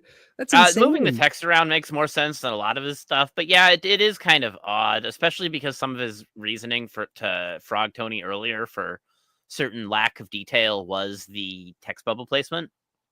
Yeah. But it looks like the line is the same, even if it is delivered slightly differently in each panel. From the weird robot here. It is establishing his superhero UFO weakness of Meteorium. Oh god. Well, keep going because I think that gets introduced. Yeah. Well, Fiend, you were right about the secret weakness to Meteorium, but your plot was foiled by the keen sleuthing of my #1 super pal, kid reporter Snap Sullivan. Oh my! Thanks to him, I was able to escape from your technological torture trap. Yes, and Kryptonite and Jimmy Olsen and all this sort of thing. Very thinly veiled parody. And then I'll be Jimmy Olsen. Too. Okay, yeah, go for it. Okay, you two, smile for the birdie. Robbing me of my superpowers was a cunning plan, UFO bot. But there's one very important thing you forgot about. What's that? What's that? The most incredible power in the universe. A trusting male friendship.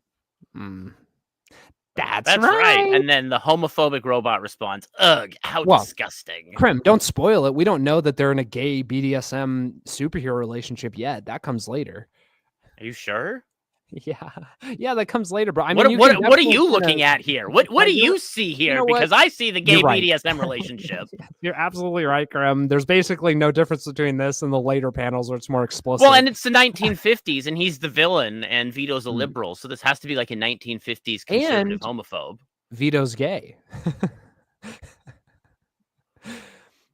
He's this fat meteor man here in this picture. Well, and TJ is saying he's saying this hits different after knowing how Vito is IRL. Yeah, yes. Wait till we get to the other one. But also yes, Vito does want my male friendship. I like the old one better. I feel like it does look like more like an old comic, like the leaked stuff. Like I feel like Vito, as he kept fucking with it and made these incremental changes that made sense in the moment, eventually you know, it looks nothing like it with enough of those incremental in the moment changes, completely changes everything. But yeah, anyway. So after defeating, you know, what's up? Here's the oldest version that we have currently. This is the leak. We've got that same bit here, whatever, you know, save me from your torture trap.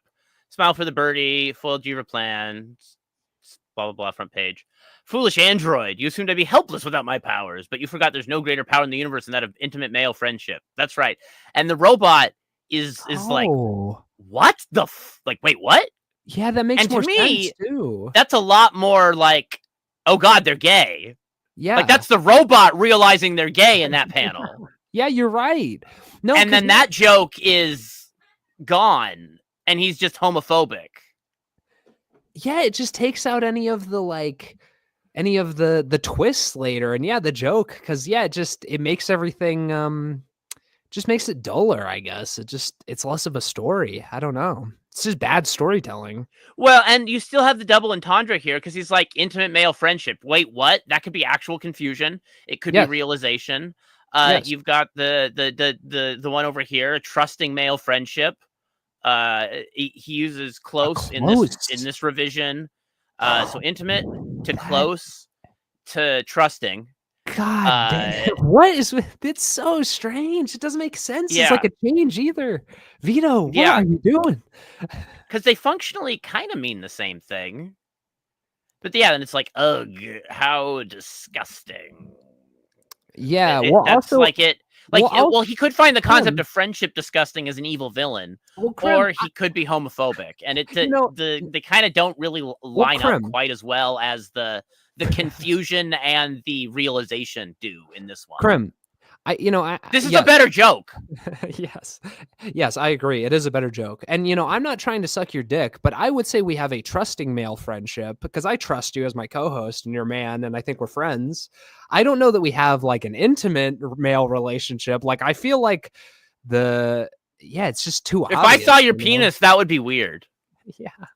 Because like an intimate male friendship's just too close to saying like we fuck each other on the ass. Like, fake Superman wouldn't say that in the 50s because he understands he'd get thrown off a roof or whatever. The wait, what is much better, TJ. But anyway, enough of this gay Superman shit. Yeah. Anyway, Young Klippa says, "God bless you, Krim. This is what is called top autism." Yes, I would have to agree. Top autist Krimkle. Okay, so we've got a ISOM reference up here in the corner 2 weeks later, not present in the previous two drafts. We've got the comic page here inserted again, but ruffled differently. Completely unnecessary. You could show she was reading that. Yeah. You don't even need. Yeah, she's reading it in the. You don't need that other panel showing her reading it. She's reading it there. It does establish as like superhero weakness, and at one point, I don't know, I don't know, hints at the homosexuality. How explicit it is depends on probably how much of a degenerate you are. And we're using God to grow magic scissors over here. So who the fuck knows? We've got some food in the background that did he have to correct the colors on the ketchup of this food? No. Oh yeah, he was freaking out about the fries. He was saying the fries. Yeah, I don't know. He made him a little lighter. Again, another change, completely unnecessary. But the fries. It does look like a lot of these color choices, changes in shading, are made to try to contrast certain elements that are a little bit more indistinct on some of the other variations. I can't believe I paid money for this crap.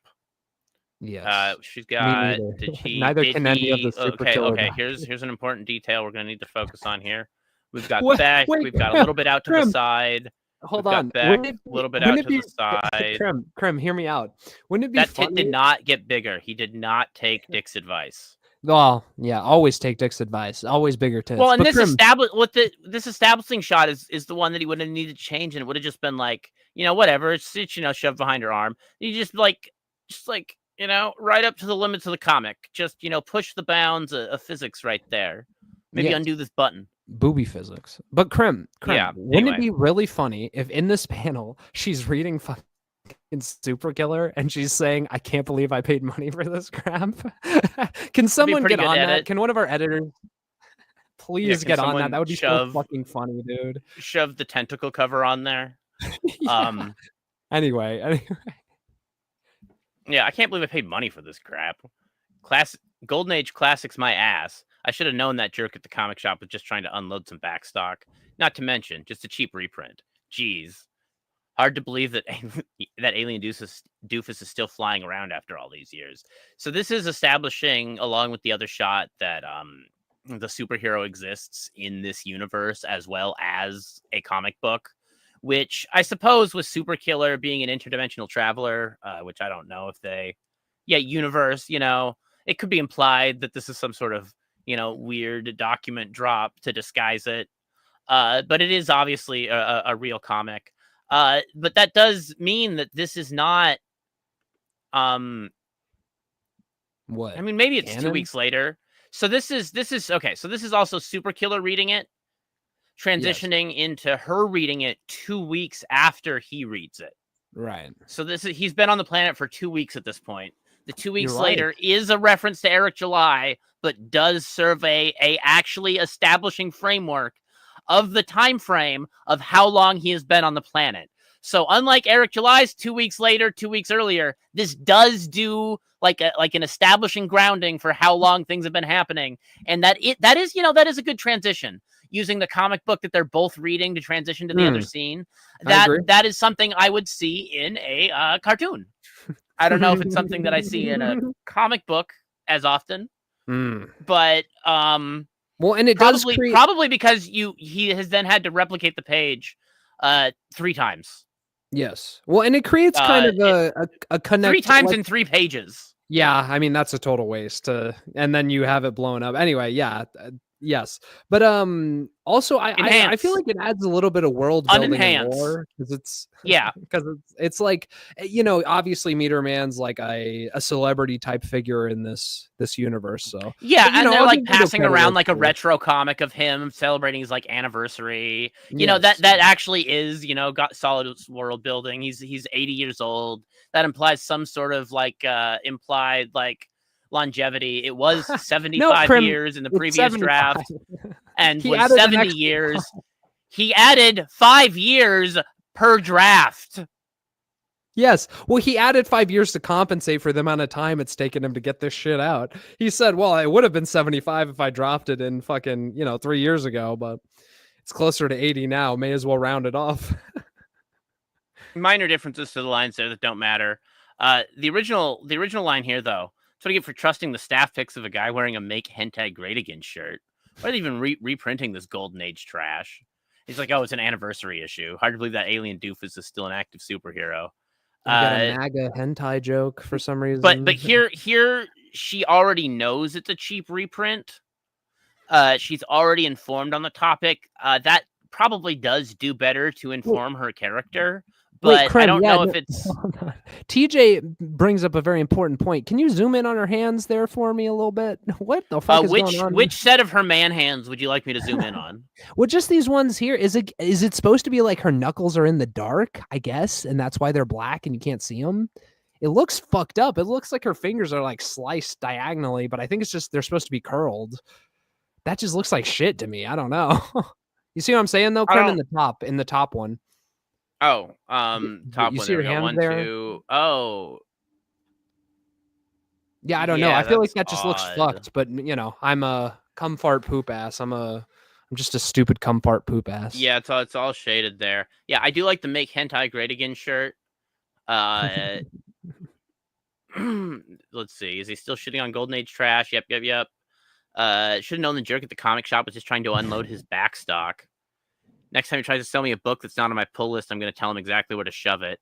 That's like a good like comic book. Like obviously someone who like goes to the comic book shop has comic book subscriptions. A pull list is like the books that you buy that they grab out of their lot and order for you every week that you buy, month or whenever the fuck comics come out. I don't know. She drops that. It's just about him trying to unload the back stock. Cheap reprint, still flying around. I don't know if there's as much of an implied like. Well, she doesn't call him a fascist in this one. They call him an alien fascist in one of the other ones, which is just like. Well, like she knows it's a cheap reprint here, but like, does she know it's a cheap reprint because she's holding something in her hands that feels physically cheap? Like these other two feel like they establish more about her as a like nerdy like comic book. You're right. She's more of like a snob than this one does. And then Meteor Man also goes from, I don't know, maybe it's better dark. I mean, yeah, it is because it creates more contrast. Meaning, it's a meaningless. It's meaningless to like go back and forth on that. Some details clearer here, some's here. It like I don't know, but like this, the text bubbles missing here mean that there is just like a big like black shaded part in like this entire third of the image down here, or ninth or whatever. But yeah, okay. Well, whatever. It's still better read than anything coming out of the mainstream these days. And we see SuperKiller American Comics fist, or no, her boss's fist. Sorry. Yeah. Those are bent. American Comics used to be dark and edgy. Now it's all fiction, a bunch of gay fan fiction written by pink-haired theater kids. Meanwhile, manga seems to be devolving into straight-up porn. I'm all for fan service, but you really need to strip your female character naked in the first issue? Grow up. Back! Yeah, then he's yelling it back here. This speech, I think, is Is it the same? Better than there's.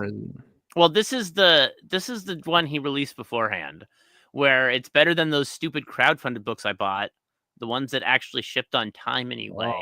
In the time frame that this comment was put out, it sort of seemed like a dig at just himself, but then it came out so far that it just like mixed in weird with other things going around. Dude, that is the most brutal panel we've seen so far. The ones that actually shipped on time anyway. Oh my goodness, I can't believe Vito's hands typed that or thought that was a good idea. That's insane. Yeah, dark and edgy, now they're gay. Over here we've got toxic indie comics. Female characters are written just pathetic. It's like they've never talked to a real woman. Even when their comic has a kick-ass heroine, they just find some lame excuse to rip her clothes off before the end of the first issue. And he kind of hybrids the two of those into the final.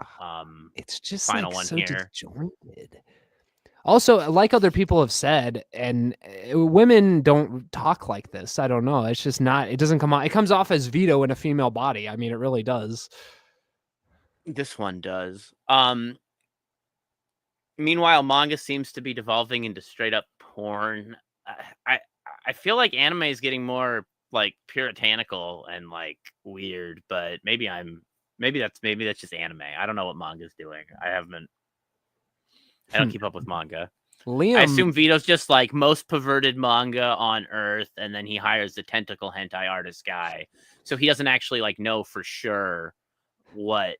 Like I don't know what manga he's looking at. No. I'm sure they're degenerate. Maybe they're stripping the female characters naked. Well, I don't. It definitely has some lolly in it. I mean, let's start there. But yeah, yeah, combines all those into this dialogue here. Beck gets yelled at in various manners. He's very Russian. He's very Russian in the old draft. Yes. He's talking in like a very obvious, like he's an angry. He looks like kind of there, like a very obvious Slavic. Yeah, like a Surely Slavic Dimitri. Yeah, scummy. he's talking fucky. Yeah, he's like a scummy small business owner, but like we haven't, it's like straight out of the Yeah. 80s. Like Russians aren't the ones coming over here and running our diners. Like this guy would be Indian, Yeah. frankly. I mean, Yeah. Oh man, what Do the not fuck pay are you waitress doing girl. here? Yeah, it's mostly the same here. Pay the waitress girl. Read the funny books. Not reading the funny books again. Establishing the character. This waitress girl who Dimitri employs. I think this is the final panel. I think this is the one that Frog Tony was. Yes, well, and I agree, Krim. about. How do you feel about this? This like switching to like them being cutouts in front of an establishing drawing shot of the diner. Like, I feel like it's retarded and it just kind of clashes with everything else. But I don't know. How do you feel, Krim? Adding this like outline to them. I don't really feel like it does much to do an establishing shot. That outline does make sense for it to be flashed over something different than their like previous background. Well, like, they stay in the diner in this one, though. Is this the rough draft? Yeah. So okay. So in both of the previous ones, they stay inside the diner, which you wouldn't really. And then they're outside. It just doesn't. It's another one of those like animation. Well, it doesn't make sense as a solid single panel of animation. If you look at it, and this dialogue is being spoken by a slow, like Russian accented Slavic man as it pans through the diner and then like outside to the outside of the shop before it snaps back to them being where they were before to continue the conversation, which makes sense in a cartoon or even like a real show with like really dramatic camera shots and angles, and you want to like establish his like history and like love and connection to this place and that he cares about it and that he's doing you a favor for you working here. I don't know. It seems weird. It kind of seems like maybe he just changed it because people gave him shit about it. Yeah, because he's getting weird comments about the counter and stuff. When like how Dick went through that page, the credits page, he's going to change all of that now because he's going to all of Dick's criticisms are going to rack around in his brain like ping pong balls. Yeah. Surely she would not betray his, kind generosity by reading the funny books. Yeah, so basically his character seems largely the same. Her Russian boss just doesn't want her reading on the job. Okay. Yeah. And then he says, sad girl is sure? Yeah, you're not going to fuck around? Okay, good. You're in charge. Yeah, he leaves her just in charge of the restaurant. And then we got the giant mouth on this last panel here. Fucked up mouth. Three different mouths. Undetailed, rough mouth, no teeth. We've got fanged vampire mouth here. And then we've got open, large mouth here on the final. Or I guess what we're calling version 1. Version 1.0. SuperKiller 1.0. It's out of beta. She's got, and everything's inconsistent. Her boobs, her mouth, the framing. I mean, it's all just. I think that's just the shading. I think they are the same size. I was actually looking at that in this middle panel here. Wait, did her boobs get bigger? Did they change size? And it's just the shading makes them appear larger or smaller depending on the rough positioning of the panels there. So then we move on after her bean mouth, her Vito penis mouth. Yeah, her boss is off to the strip club. Of course, as one does. And dude, I don't even want to read all this because it's just the same shit over. It's just them arguing in the fucking diner. Like nothing is happening. Yeah, okay, let's see. This was one of the jokes that I actually did like. This almost like infomercial like. Yeah, it's not bad. Cutaway. But again, this is a like a style clash thing that in like a comic book or not. this is something in a cartoon show where you would like go hyper detailed in on his face or like remove detail from his face to make him look like shinier and pure and like more like he loves this device. And then you've got like the shining, like I don't know, like red lines and sun coming up out of the background. The guy's like totally wrong about how what? He's totally wrong about microwaves. No, there's the editor note down in the corner that is, I think, did he leave that in? Oh God, I hate this shit, dude. I thought this one was kind of funny in the sense that, but he lost the. Here we go. This one here hit the infomercial thing for me. The great note, you put the note here. It's almost like you're gonna go see something important, and then that's a gag. That's another sight gag. But even this like style change feels like another cartoon background change, zoom in style change. You've got like the spiral radial in the background. Well, also, he's pointing at the microwave like it's the most important thing in the entire world. You might even have the words glorious radiation oven come out in that font in the cartoon, not the rest of the dialogue, just like the glorious radiation oven over the top, like it's an ad. Yeah, I was gonna say this editor's note looks like that to me. But then the stylized bubble here in the final doesn't. It looks more normal, so it makes it feel less. I don't know. Well, and also I like on the glorious radiation oven, it's the Russian like acrylic language. I like that as a nice touch. And then he changes it to like a Jewish joke about Albert Einstein. Like, why? Legendary wizard Jew Albert Einstein invent glorious radiation oven for benefit of useless woman. It's just, it's bad, man. It's just such a bad change. No reason for it. Well, then there's like that doesn't sound right. Did he change her facial expression? He did. Oh my God. 3 times, I think. Well, okay, so he has the glorious radiation oven for benefit of useless woman. She doesn't think that's correct here. And she's like, what are you talking about, you moron? But he makes here she's just like, what the fuck? Yeah. And it looks I don't know. I like that one better. I when I originally read the draft, this was one of the moments that I was like actually like laughed physically out loud at. Yeah. I know it's dumb, but like I liked this. I liked the setup of it. I liked the structure of it. Like even the editor's box and like the shape over here lended to it. Maybe the kerning or the alignment doesn't need to be right justified, but like it well, I like this. You read this and you said, "Holy shit, is this a joke? It can't be. There haven't been any of these so far. A joke?" Well, I think I read this and I saw the same cartoon thing Vito did. I've noticed that a lot of people reading this have not wasted thousands of hours of their lives watching cartoons, but I have. And I do see some of the things Vito's talking about. There's one of the mouth panels we'll get to down here that I'll probably talk about because it's probably different too. But yeah, he's got this microwave joke. He changes it. Now it's just like a weird wizard Jew sexist thing. Joke. We're you know, I'm going to put the clip and ripper back on for a second. I'm going to go run to the bathroom and get more water. Okay. I will be right back. I don't know if you want to hijack stuff after that, but I'm going to just switch it over to this other demo scene. Yeah, I'm dying vamp. and I need to get some water. Okay. I'll vamp until you get back. Oh, I'll just. Okay. He just left, folks. Crimcole has died. Very sad. He needs some water to he's like a plant, folks. He will wilt and die if he doesn't get the right nutrients. But I agree, Travis. We will keep it moving, and we have gone down. And unfortunately, I do not have the ability to scroll on this. I agree, make it rain. The microwave joke was better. But we've scrolled down here a little bit, and we have his boss saying, "Though sad girl may not be pretty enough to work dancer's pole." Weird fucking just stripper reference. She may still provide benefits to man by mastering art of microwave cookery.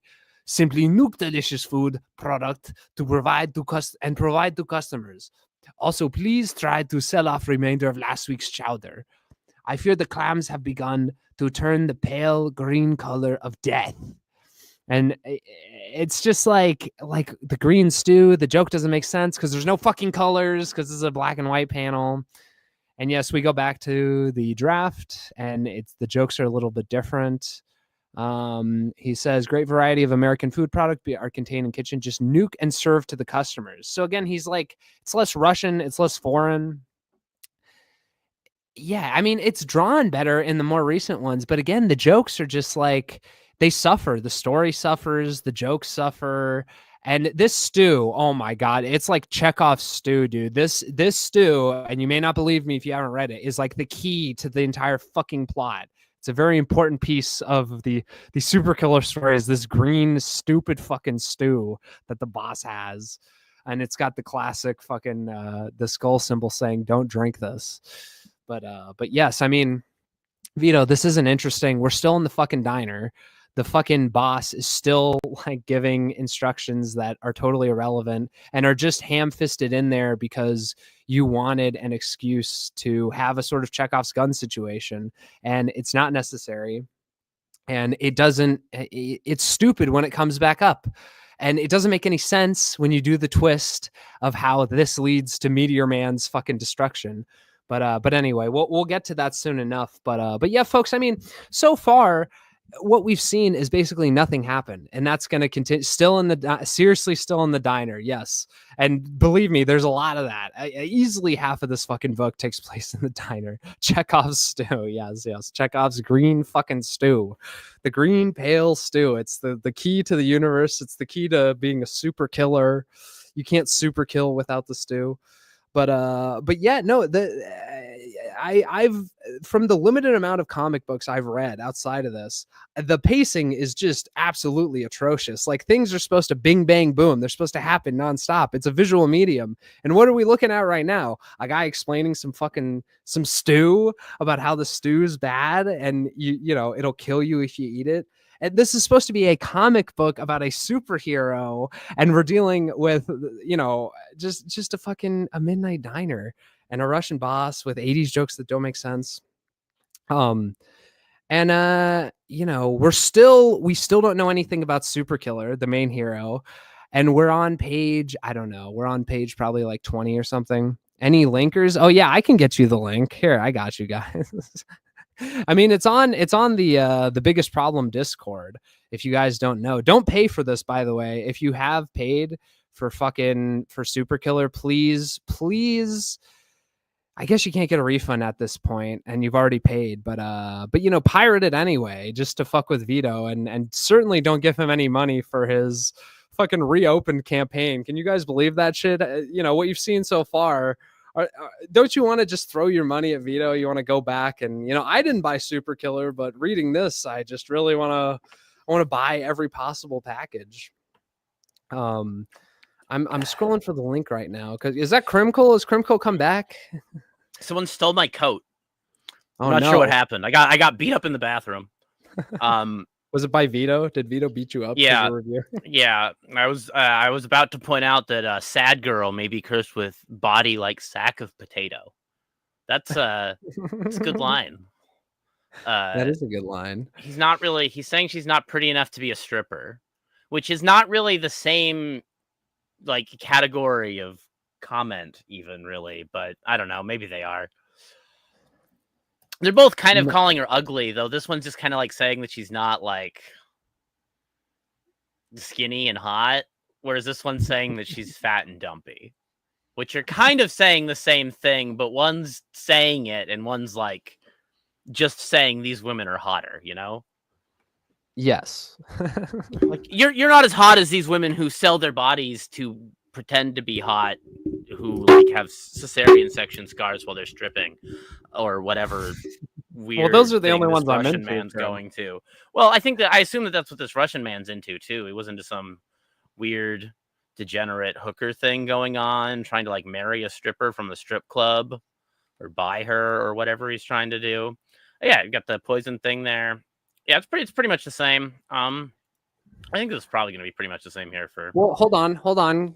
Smash or pass on deck. I'm a firm smash. I would smash her. I mean, listen, you know, I don't want to be in a relationship with her. I'd probably SuperKiller her after I fucked her, but you know, I would crack her for sure. I would crack back. Yeah, hell yeah, bro. Yeah. Look at the size of that mouth. My wiener. Easily big enough for my wiener, Krim. I don't know about you, but it looks like it's big enough for a couple Trio of Doug. them. I can buy you a lunchbox because you were the real MVP today. You made sure Vito didn't kill himself. You got this show on the road. So yes, I will absolutely buy you a lunchbox and we can eat out of it after I smash Beck. Okay. I'm glad that Trio Doug mentioned the lunch boxes because I don't know if you were personally aware of this, but the lunch boxes that you're getting, the people who backed it are getting, are not the same ones that are pictured in these additional bonus panels that he added far after he'd already made the lunch boxes. Yeah, you're getting like a super killer sort of pattern on the front of your lunch box, and again, no thermos. Whereas he's getting the Meteor Man version here on this. And it would even make sense to have a different lunchbox for each campaign. Not that he can, do another one after this.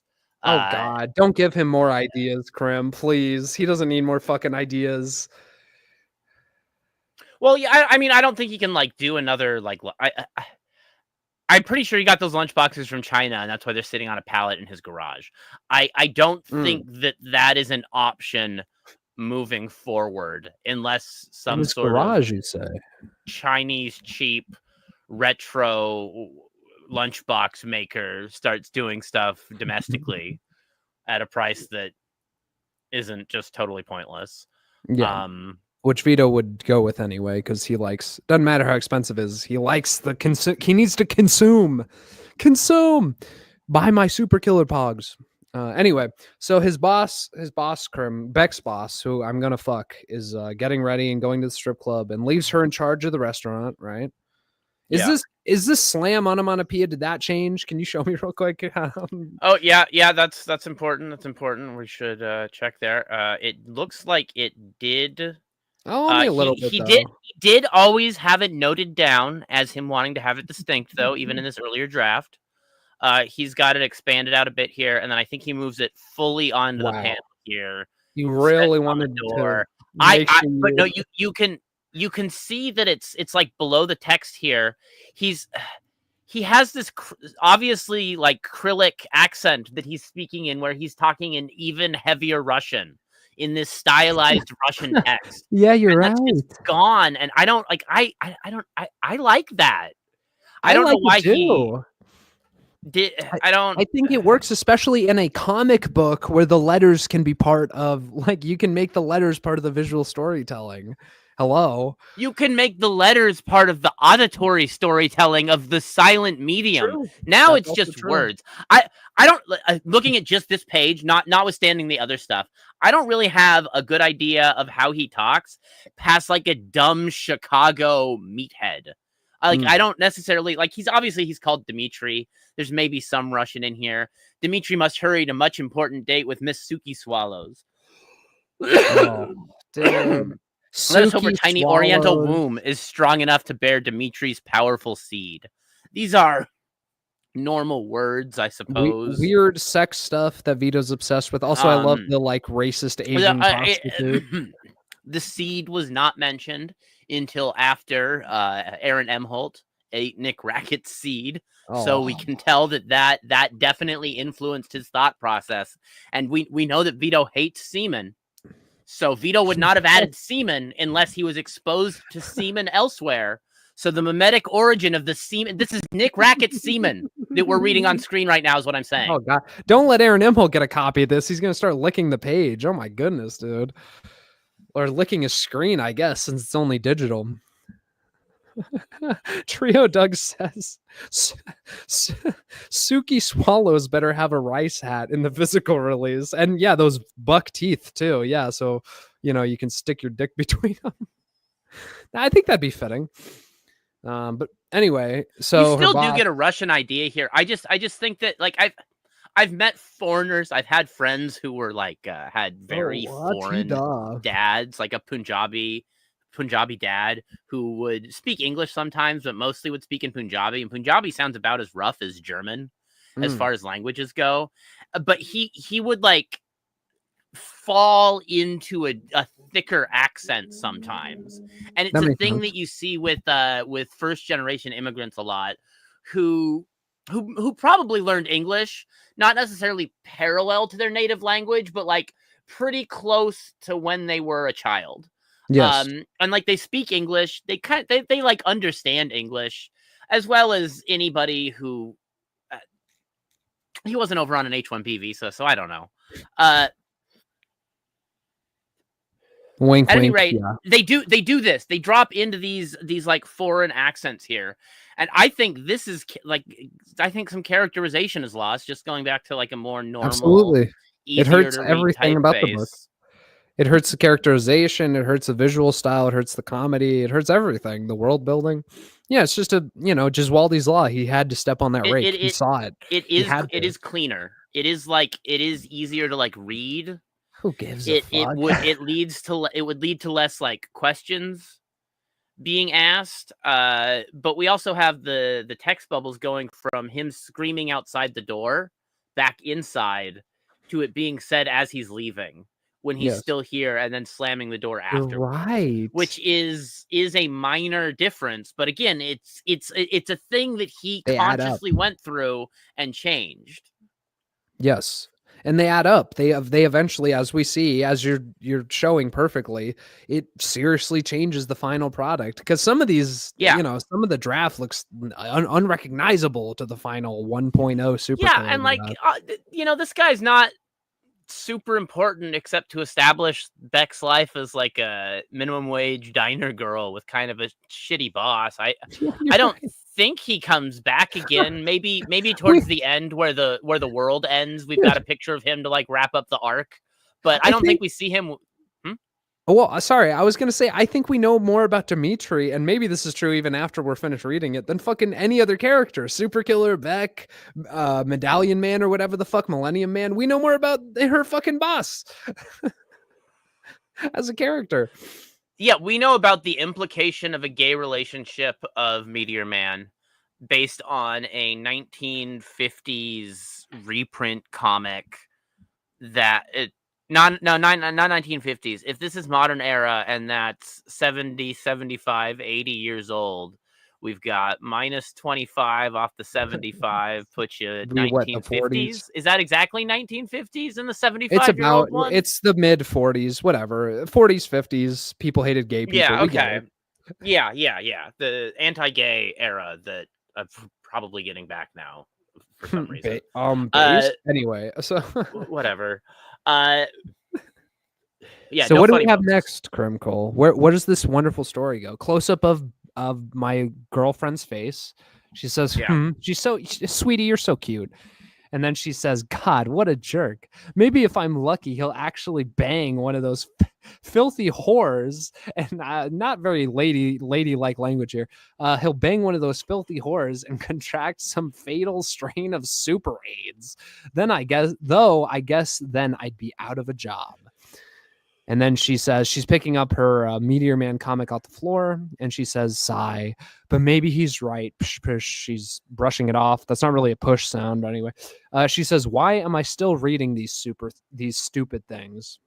And that's an okay characterization, but I will say, like, the backgrounds are fucked here. I don't like just the gray background and push, and her fingers fucked up again. Why is her pinky like that? Anyway, what's your analysis, Krim? It feels like it's obviously about to transition into something, but like Vito. I don't know. Is the Super AIDS here the whole time? Is this what did we got? Some filthy strain of Super AIDS. We still got the Super AIDS. Can't get rid of those fuckers. Super AIDS still there in version 2. Hold on. OG version, do we have Deadly Asian STD? No way. He changed Deadly Asian STD to Super AIDS. Are you for fucking real right now, dude? It's this is better, right? Wait, Krim. So he's okay calling. I bet he's gonna get some Deadly Asian STD from that stupid Asian whore. This makes more sense to me than the other line. But let's not forget, he didn't change her name, which stayed as Sucky Swallows. That was fine. But saying an Asian STD, well, that's beyond the pale. What the fuck, Vito? What are we? Either be racist or don't. Maybe he realizes there aren't really any Asian STDs except for like COVID or whatever. Yeah, COVID. Yeah, well, they pee in your Coke. Maybe that's what he was referencing. He doesn't want well, she's like Persian, isn't she, Beck? It's based off his like Persian dead friend that he's clearly in love with. Probably. I don't actually know a whole lot about her. I haven't really I don't know. I don't care. Yeah. Honestly, what she's doing, but I do care how she died. That's I'm curious about that now. Well, we have the grave digging jester looking into that. We'll get to the bottom of that. So when she was a young boy, her father took her into the city to see a marching band. Wait. Krim, go up. Hold on. Go up. Yeah. Go up a little bit. You see when he's getting punched? Why are those stars of David? Is that an Israel reference? Subtle Jewish? We know how Vito feels about them. He likes them. So I don't know. I think that might be a shout out to the Jews, Krim. I don't know. Anyway. Although he made it black. This hero is knocking the Jew out of the villain. That's funny. I like that he did make the stars black, though. But anyway. So she's saying, when I was a kid and we have knockoff Catwoman or whatever beating the Judaism out of a villain. He's like a Batman. This looks like a bank robber or something with the ski mask on. So, it's the same thing. Generic bad guy. Generic Jewish bad guy. And then, so she says, when I was a kid and she watches them beat up, my dream was to be a superhero. A young Beck on the playground. Everyone told me I was crazy. I didn't care. What it wanted to be versus the only thing I wanted was to be a superhero. The only thing I wanted was to be a superhero. And then my dream was to be a superhero, which is like it does take up less of the box. It does look like he's bro. Well, if you look at these other two, like it's obscuring the bottom half there, so you kind of can't see the picture. Maybe I don't know if it matters. She's in a t-shirt. Here it's obscuring part of her head. Here he shortened it, and it shows more of the art. That's and we all want to see more of that. Well, he's got a full panel piece. He's probably not trying to take it up with the text boxes. Who knows? Yeah. They're not a full, but yeah. Zebra mouth, TJ says. LOL. That's funny. They do have zebra mouths. So she says, everyone told me I was crazy, but I didn't care. I thought that if I just wanted it badly enough, my destiny would eventually find me. This is Vito. This is a self-insert about Vito Gesualdi, by the way. This is how he feels about himself. Yeah, all you gotta do is believe, I guess, and then and then you can save the world. It's funny that you say this is Vito Gesualdi because that line didn't change at all. Interesting. Oh no, wait, here we go. If I was just hoping for it, it did change a little. Okay. If I just kept hoping for it, destiny would find me. If I just wanted it badly enough, destiny would find me. Oh God, I hope destiny doesn't find Beck when she's like this, bro. Oh my. Destiny would have a field day with Beck. The N stands for Cade the Toad is asking what the N stands for. It stands for nigga, if you didn't know that.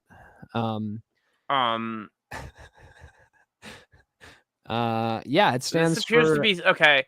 Well, let's go back here. We've got this one. Oh, here. it is Horse Girl. TJ's right. That's Horse Girl.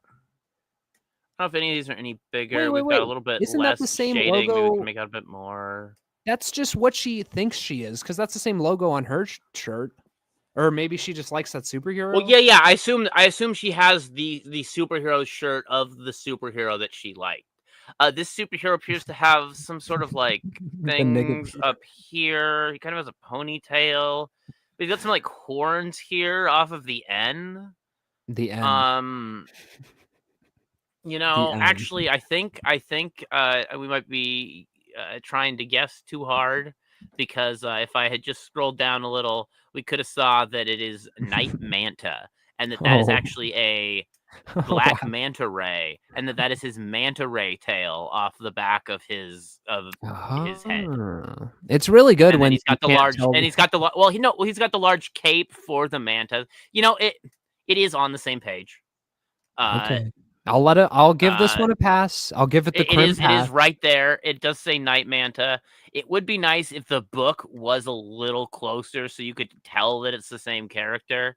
It's really hard to tell in this particular version because of the Holy resolution, pixels, bro. but he does clearly have the same round cape and the ponytail. Yeah, So that well, is the same character. We really need a But- spin-off Night Manta series, I think. Some way better character than SuperKiller, that's for fucking sure. Meteor Just this Man guy and, Just and Black N over here punching criminals Black in the N. face, making Jew stars come off their heads. well, that's a much better name for that. Black N beating the Jew out of you. I mean, that's a character. Hello. That's what it looks like he's doing. In the Now we're- meantime, I read every superhero comic book I could find, studying them like textbooks. Yes, I think he does naturally get the copyright since they're in his shit, even though they're not the main character. They're in his story, so. All right, so she gets bitten by raccoons because she's stupid and she's a child. And does this change? Is Strays this might help me basically the unlock same? my abilities. You got the nuclear factory behind him. You've got the radioactive waste coming down. You've got the angry, violent raccoon biting her. I think she got rabies. There's a Oh, what the fuck? Man-to-man sex scandal? Is that in all of them? well, at least they waited till Beck was more teenage underage, looking for but that. a teenage underage. Yeah, She's yeah. We've 17. got bitten by rabid raccoon. To naked manta. Okay, so that's to, the sex scandal still persists. Okay, yeah. So Yeah. aquatic hero caught molesting local tilapia. Oh, and he's doing the jackass thing where he masturbates with the fish like a fleshlight. I just, again, weird sex stuff that I don't think adds very much to just draw that the guy, what is the name? Manta Man graphically fucking a fish, a tilapia. I mean, I don't know, man. Well, not a great joke in my opinion. I saw Jackass do it better. well, let's see here. On the cover, it says Night Manta, It's a manga. the manga. It's a fucking manga. It's a mango. Of course it is. Even in a comic book, it has to be a fucking manga. So this is the Night Manta comic starring the character Manta Man. Is that what I'm reading here? Yes, I believe that's correct. He's Not like, the character Night Manta that is shown on the other Oh. covers and other things. Oh, And in no, the original Chris. draft from Act 1. No. Oh no, dude. He changed it to Man to Man. Vito. Why? Why? Man to Man from what was the other one? Well, if you look over here to the right where it says Night Manta. Dude, are you for fucking serious? He forgot to change the background. No. He had it. I know, had but it, then when and he at some switched it point- on the TV, he didn't switch it over here, Yeah. which is like totally insane. That's like a Well, huge. it fuck looks up. like didn't he say he had to redo some graphics or something? Dude, Because this looks like something that he like almost designed here. We've got like a Chiron down at the bottom. Children around the world feel betrayed by mass superhero. No comment from the It's the wrong guy. subaquatic Cape Vigilante. Yeah. Aquatic hero caught molesting tilapia. That joke's maintained. Dude, Night Um, Manta to Man is like, Yeah. and Well, and it's forgetting also- to change the background. I really can't get over that, dude. Well, and that happened turning it into the Vito News Network. Yes, VNN. Yeah. Oh, I didn't even see So- that. Yo, yeah, it's from VNN. Wow, it's from the Victory News Network.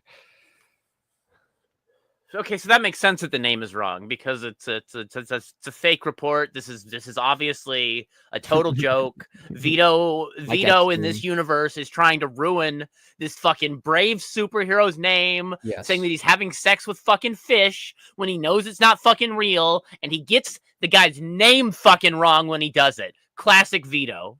Classic Vito. Another win for the Classic Vito. Another classic win for Classic Vito. Young Klippa chimes in. He says, excellent coverage. Thank you, Young Klippa. Appreciate it. He says, another win for the Vito. Now you get credit when he changes Man to Man. And Sean, we are stealing Man to Man since his character is obviously Night Manta. Yeah, you fucked up, Vito. Yeah. Man to Man. What are you talking about? That's just an error, right? That's not a real character. That's so crazy that he forgot to change it. Anyway, You've got to grow up. you You have to grow up and face reality. That is better English, Then, but this well, sounds like more human speech. yes. I don't. I mean, I don't know. That's like pretty marginal. It's a conjunction. Yeah, you know who couldn't use conjunctions? Data in Star Trek because he wasn't fucking human. No conjunction. Less human. Less human. That's Vito's life story, bro. He is, I don't know what he is, but he's not a human being. I guess he's like a pig man, right? Destiny finding her was a better joke than anything in here. Thank you. It's a comic about what he knows about perverts instead of something he doesn't, but was making money and wanted to grift superheroes. You know, that reminds me when people say write what you know, right? Vito's writing about perverts because he's a huge fucking pervert and he's gay. Anyway. So now we move on. She's getting bullied at the playground. Oh no, like Vito got bullied. Well, we're not actually moving on. We're moving backwards. You're right. We are moving here we back. have her as a young child getting bitten by a raccoon. Here we have her as an awkward, gangly teenager. You're right. And then here we have her as what looks like, I guess that could still be a gangly teenager, but just she looks less. You're right. No, because now here. she's a teen and she's and then she says 8-year-old. Yeah, so like I guess this is supposed to be a flashback. And it's the same to reuse assets. She looks younger again here, and it's just I think that's kind of intentional too. Yeah, you're probably right. It says you have to accept. Well, who knows with this fucking thing? You have to accept that the incredible life you thought you were destined for was just. Oh, can you scroll down a little bit? The comments are. You have to accept that the incredible life you thought you were destined for was just the silly fantasy of an 8-year-old girl high on sugar cereal and Saturday morning cartoons. Totally Vito coded. He was fucking slurping down those sugary cereals while he's watching fucking anime or whatever. So he's got the 8-year-old girl with overactive imagination. Yes. And then here we've got overactive imagination. Yeah. It's just weird to me that he's gone from like. Yeah, it's not imagination. I was basically like, I ate a lot of sugar and watched a lot of like cartoons. I just got like brainwashed into wanting to be a superhero. Instead of I'm focusing a lot on like the contrast here and which one I like better, and that's largely superfluous and pointless to the overall point that Vito released 1/3 of the comic to his backers, and then every single decision he made about a line in there from one of his other drafts to that version, he went back and made the decision again. That is what I'm trying to get at here. I'm getting lost in the weeds a lot, but that is like the core central thing is that he nitpicked back over this over and over and over, sometimes changing something and then changing it back, sometimes only changing it at this last step. But he committed here with some of these decisions, and it distinctly feels like he uncommitted back over here. And I don't know why. He half committed, just like writing this comic book and everything else in his life. He half commits and then wonders why everyone hates him and why he can't make anything good. Maybe it was maybe it was feedback. Maybe it was good feedback. Maybe these are positive changes, but he still looked over every pixel of a word like he did the colors. Absolutely. So I spent half my life obsessing over the superhero crap, and what did it get me? An apartment full of cats, an unfinished liberal arts degree, and a minimum wage job selling expired soup. Should all be that time I wasted. God, what the hell was I waiting for? Again, if you just replaced Meteor Man with SuperKiller and replaced Beck's face with Vito, I mean, that's just art, dude. He's just, saying to himself, like, I wasted all my life on this. 3 years of my life just to get roasted by EBS on Dick's show. It's not even on my show. I think he likes these, like, big looming faces behind characters. I don't know, like, why. I'm not saying it's bad or anything. I'm just like, I've seen this in a couple of other places in the preview pages that he's put out.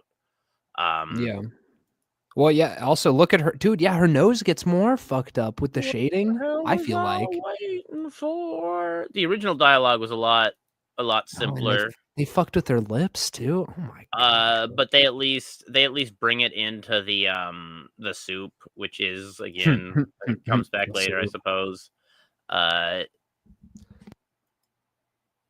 Apartment full of cats, unfinished liberal arts degree, minimum wage job, selling expired chowder. The chowder, the infamous green chowder. Now, don't forget about it, guys. So yes, God, what the hell is I waiting for? Oh, he added a barcode. That's very important. Good thing he added that barcode on the bottom of the magazine. It was empty. That is one of the things that he said he was going around and like filling out newspaper headlines and stuff like that. So that Vito drew that barcode in himself. That was not Ketter. He is an artist, huh? Yeah. Okay, so if we're critiquing parts that Vito did, we have this text here. We have the writing, the choice of whatever's going on here, and then this was Vito. I don't know if anyone would have a problem with this, but if you do, that's Vito's part of the Krim. Zoom back in on that barcode right now. He put little dots beneath the fucking lines to act as like fake numbers. Are you for fucking real? I mean, I guess that probably didn't take too long, but like, why? He sat there. I did see that. You kind of notice it at certain zoom ins. It does kind of look like there's a little bit of writing underneath. If you go in entirely, it looks like gibberish. But yeah, zoomed out at well, and 100%, you can see it. Yeah. TJ is right. He's saying we didn't need all the Dimitri stuff. Like, yeah, if you started on this panel of SuperKiller busting in and maybe a little bit before to establish Meteor Man, I mean, this is basically where the comic should have started. Absolutely. Around here. So much of this. Dimitri does get a lot of pages for for the main character. Yeah. For what? Look, they're bringing the I know the soup thing comes back around at the end. Some gags and some elements missing from the end of the draft comic that both you and I read had characters in them that didn't look like anything to us. With notes to Ketter, those could have been like, hey, put Dimitri here and put him with his like Asian stripper bitch. So we might get to see Dimitri like mid-coitus in the middle of the street with his like AIDS-ridden whore or something. We don't know yet. We haven't seen those pages. But like it could be that the Dimitri thing is brought full circle. And even if he isn't that important, that it is at least like wrapped up at the end. And brought back as a visual element to tie it back together, like you would at the end of a cartoon. Yes, and this is a cartoon, not a comic book. Very important to always keep that in mind. And Koof brings up a good point here. He says, I think Dimitri is supposed to be Papa Gesualdi. And, the more I think about that, the more, because, his dad worked with him in that Domino's and was his boss. And his dad's like Italian, kind of foreign, like a Russian. So there's definitely something there. Why are you reading the funny books? Also, they say he's a dick insert. Well, you're making pasta, not be reading the funny books. This Pokemon, what's up with this, huh? Oh, you need to make the pizza pie, not the Pokemon. Also, yes, Dimitri is probably a dick insert too, because Dick is Vito's surrogate father, as we all know. But yes, so we keep going now. SuperKiller's finally showed up to the fucking diner. And what page is this, Krim? What page are we on right now? Hello, Dimitri's. Welcome to Dimitri's. How many in your party? Just me. Clap. Here's another place that he definitely could have used an onomatopoeia. That looks, in my opinion, I don't know if that's the intent. I like the zoomed in, but it looks like he's about. I don't know. It looks like he's about to fall over. Yes, it does. But maybe he doesn't fall over. I guess he doesn't. I guess he's still conscious. It's just that's obviously the commercial, the commercial break for the first whatever we got here. This is two 32-page comics. That means it's two 30-minute episodes. This is an hour pilot. This is at the half. We're at the half of the pilot. We're 12 minutes in. It's just me. We meet the hero. The last time we Finally. saw our intrepid hero, he was on a bench that didn't exist when he was originally written into this scene, for better or for worse. We've got a jukebox and a black car. Nothing really of note, though.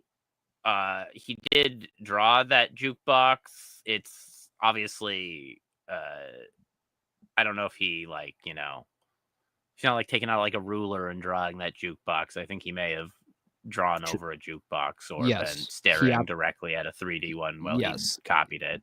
He absolutely now the front the designs and stuff here, maybe he did up on his own.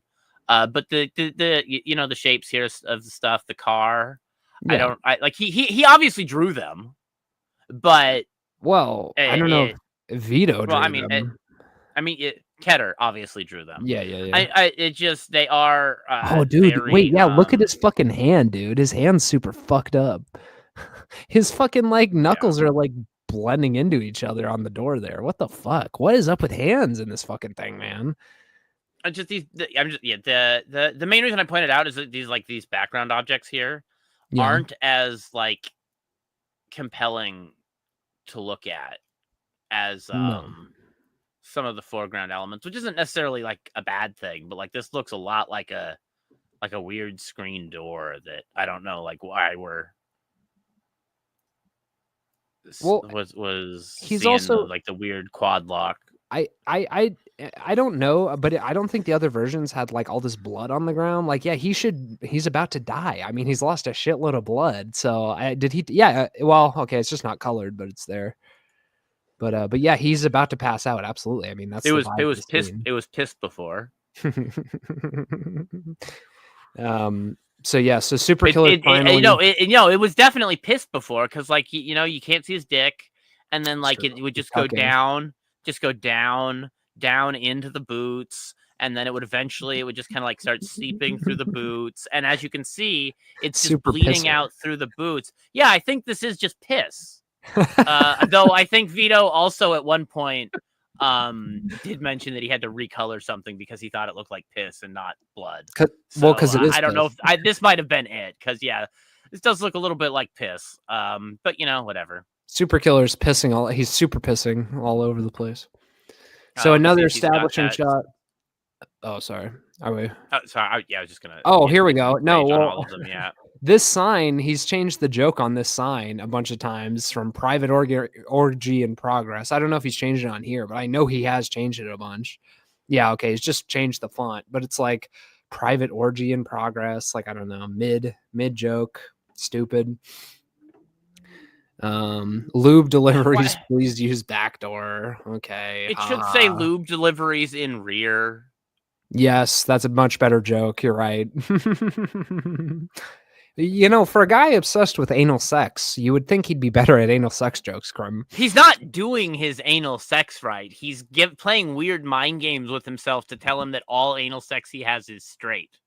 When I'm not going to make a statement on whether having sex with a trans woman is gay or straight or not, but you can tell from the way Vito talks about it and the hangups he has on his head that he's I'm having sex with a biological man, but it's straight because it's the penis is identifying as a woman. And I don't know that the trans women that Vito is sleeping with are feminine in the traditional under 125 pound sense. No. Well, Krim, I'll make a statement about that. It is gay. Vito's very gay, and he wants to just be a gay little fairy boy, but he just can't because of his daddy issues. It's also gay to sleep with fat women. That's more gay than fucking a femboy twink for sure. I mean, oh my goodness. Obviously, I don't know if a lot of people understand that, but if the femboy twink is under 125 pounds, they are more of a woman than anyone, regardless of any factor other about their life, at 300 pounds. Because no one at 300 pounds is anything. Let's say for women, even above 200, huh? I know the cutoff for women is 125. Oh, I'm just saying at 300 you're nothing. You're not a man, or you're just a lump of flesh at that point. Like you're Vito. not like you don't. The differentiation doesn't matter. Yes. So there's no point of you having a gender. You like lost it. It was absorbed into the fold. Yes, absorbed into the fold. Yes. It's like losing something in the couch. It's just gone. Yeah. And it's so maybe... we've got. Keep going. Sorry, Keep going. Yeah, I was gonna say. Sorry. We've got okay. Let's see here. We got the orgy in progress. We got one Royale with cheese, one strawberry cake, extra whipped cream. Just Reddit. This is one of the Reddit. It's just Reddit shit. Well, it's just like pop culture references. It's like Rick and Morty. Well, this is where the colors probably had to be redone. Whatever. We've got Irish clam chowder. He called it something. Right? Oh no, Dublin vibrant green. Dublin. What? Why does that matter? Dublin is the capital of Ireland. Well, and it goes from Irish people to Emerald Isle, and not the presence of a deadly neurotoxin. That's to the enduring spirit. Yeah, no, that's just too on the nose. That doesn't work as a fucking joke, Vito. How's it? Don't normally work the kitchen. It's actually pretty good. Master Chef Rebecca Rashidi. Is that her name? Rebecca Rashidi. Is that someone? Is that a real person? Am I saying? I don't know. Am I saying that right? Whatever. That's why I'm saying it with such hesitation. I'm not trying to think about the person. Fuck Rebecca Rashidi. Yeah, I guess she's like. I guess you're right. Persian. Yeah. You nailed it. The racism prevails even in. I'm a professional racist, Grim. I pride myself in my accuracy. Yeah. It hurts more. Call her an Arab. That would hurt her a lot. Anyway, so yes, she's. I'm a mere academic racist. You professionals are really taking it to another level. Oh yeah. Beck is just short for Rebecca Rashidi. Sector. Okay. Oh yeah, that makes sense. She does not say her name there, but that is a good time to introduce it, given that it hasn't been. Might as well toss it in as a throwaway line. It's good usage. We've got the Wump onomatopoeia there. He does look dead. If only. I thought for a second that it was backwards because the manga-esque art keeps making my brain want to start on the right. And also I was reading Dragon Ball Super, so my brain keeps starting on the right. Nerd. But yeah. Blah, blah. God damn, they're still in the fucking diner, dude. Like, I knew that already, and it's still just like every time. Like, holy fuck. Oh, okay. So that picture... Oh, this part's done now. Okay. So... Tell the story with that, Crib. Well, in the earlier renditions, which I will have to pull up because I just accidentally closed that page. There we go. He said that you could get your face here inserted into the comic book. And you could pay, I think it was on one of the tiers. Maybe it was read the end of July campaign update to learn how to enter. Maybe it was a sweepstakes. Maybe it was some other thing. And this also happens later on at the gun dealership. The realistic insert faces don't quite mesh with the rest of the style. Is one of those Dirk, by the way, do you think? Kind of looks like it, doesn't it? I mean, they look like real people, and Vito only knows he only has 2 friends left. What does that say? Redbird, Felix, and Brano Man? That's Dirk, dude. Dirk is Brano Man. I think it's Bravo. Oh, sorry, Bravo Man. That makes. I mean, yeah, I don't know about the name, but yeah. And then that picture is added over here. As well, not just the God damn it, move over one more tab. There we go. Not just the empty picture. She points at it, it zooms in over here. It's completely empty in this one, but yeah, they also already had the logos there though, which is, what do you mean? Well, look at even in this early draft before they have heads. Yeah. SBRB. Yeah. What about it? What am I missing? I mean, I don't know. Did he already have names? Do these? Oh yeah, he probably had the names for backers. Yeah, he probably had the names for the heroes picked out, but he was just gonna draw their faces as whatever poor schmucks gave him. I don't know, $200 or whatever, 500, whatever the fuck it was. Okay. Yeah. Okay. Well, whatever. I don't get to. It's just a tiers like this, gimmick. but It's a I stupid don't get gimmick. inserting. Yeah, I get inserting SuperKiller into the Maniac to take a shit on on Veets, on the Vito. old Vitos here. Yeah. Very good. Very good. The Maniac. Also, this reminds me of recently Eric July drew Cyberfrog stomping the shit out of Eric July. No, I think it was Salamandroid, excuse me. Salamandroid completely crushing Eric July. It was one of those two. Similar to SuperKiller getting fucking killed in the Maniac, LOL. W Johnny Rockets. Daedric I do think Faust killed all the superheroes. TJ also thinks also the that's Dirk in supervillains the that helped make that possible. Asshole. He Okay. killed SuperKiller. That's what- SuperKiller was super killed by Daedric Frost. People don't know this. The Maniac's actually the sequel to Superkiller. That's the end of Superkiller right there. That's the last appearance we'll ever see of Superkiller. You did your last super killer. You've super killed your last. You've done your last super kill. Get a lost. Bravo Brigade comes in for coffee every Sunday. Wow. Shitty tippers though. God, who gives a fuck? Oh, dude, the text is killing me. Mop up a horrified trail. Blood. She says it's blood. Trailer of blood. Horrifying trailer of blood. Okay. You'd like to explain what happened to you, and he's just explaining. Yeah, I got into a fight with him. Points at the comic.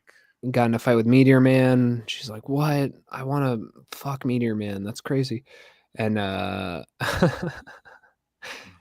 SuperKiller says, "Yeah, that dick does not pull his punches. Pretty sure he broke a few ribs." Why'd you pick a fight with Meteor Man unless gasp? Gasp. Zoom in on Beck's beautiful face. I was just saying, but yeah, we can zoom in too. Yeah, it's a great panel right there. There we go. You're a bad guy. Kind of a reductive label. But sure, it is weird to me that there's less emphasis in here. Just because it makes me wonder, like, is he gonna... I don't know. Is there that obviously there's a choice between here where you go to a more traditional text bubble. I don't know if that's for like reproducibility and edits. I don't know if that's for some other facet of like delivering a blank document to someone to do lettering for you. I don't know how the letterer is involved with text bubblers. I don't know who did the text bubbles. I don't know if when Vito passed the lettering over to someone else, he had to also pass over these text bubbles. And so because there's this weird communication between them and it's a disconnect between him working with someone more directly and like Vito is going to be disconnected from whoever he's working with, even if they speak the same language, because Vito doesn't appear to speak fucking English. No, he doesn't. Yeah, he's like illiterate basically. But I guess that's reading, whatever. But Krim, what the very important change on this panel is he made the ketchup on the french fries no longer look like cum. In the other ones that aren't where the ketchup's not dark, it looks like he's just eating cum off of french fries, which is, unbecoming of a superkiller. I mean, tell me I'm wrong. Doesn't that look like he dipped his fucking fries in some juicy cum? Well, it looks like he dipped them in cum or his milkshake, and now I don't know what he dipped them in. Because is there ketchup somewhere? Maybe he got some ketchup. Where's his meal? Oh yeah, maybe next to him. I'm sure the meal was quite detailed. Sitting next to him on the table. No, there was no. There is dipping sauce over here on the left. I suppose. No, keep scrolling. His burger has some sauce. No, right there. Oh, there we go. He does have a bowl. Or of sauce, the napkins. Okay. Sorry. Come on, Krim. That's a Vito W right there. Let's give Vito a W. Oh, is that what this? I thought it was a clam chowder. Nah, bro. Next to the napkins on the table there's like a bunch of ketchup. So it is cum. Yeah, well, okay. We knew it was cum, but it's either his milkshake or the clam chowder. So it should be colored or green, right? Those are the two options. Not colored, so I don't Well, know. because no, it's like the Dublin radioactive. Yeah, well, but I think that is supposed to be ketchup, and there were ketchup bottles on the table. I think that's what. Yeah, but Look. you can't dip ketchup into a ketchup bottle. Like, What do how you- did he's got the milkshake in one hand and the burger in the other? Hmm. How did he get Well, fucking ketchup on there? Listen, He's got to be dipping it logistically, into it the wouldn't be either. very. He's got to be dipping it. No, he's got to be dipping it into the green cum chowder. All right. I won't fight you on Is this this one. green? Is that what color the chowder was? Yes, the chowder's green. I know for sure because I know what happens to the chowder. It's green. You know, 100%. this is really suffering here from a lack of color. Yes. Well, technically it is color. Anyway, yeah. I'm not a supervillain. I'm a contractor. How do you take care of them? The What is old with the squiggles. It's Is that a well, common? he's making. Oh, Well, he's like the making a gun squiggles in the shape, and I think background. this stuff, like No, the no. laser squiggles. If you look at Beck in one of the panels, she's got a bunch of like weird squiggles. Yeah. The fuck is up with that McDonald's squiggles I behind think her? that's supposed to be the like retro diner background or something like falling behind her in a sort of like Doug Funny Rugrats moving image sort of background. I guess it's where they, cartoony like, for wiggle sure. around. Yeah. I'm not Also- sure what the place is. Well, because there's not the like the transitions here. I feel like I'm watching every I don't know how many panels are here. 6. Yeah. I feel like I'm watching every 10 seconds of a cartoon.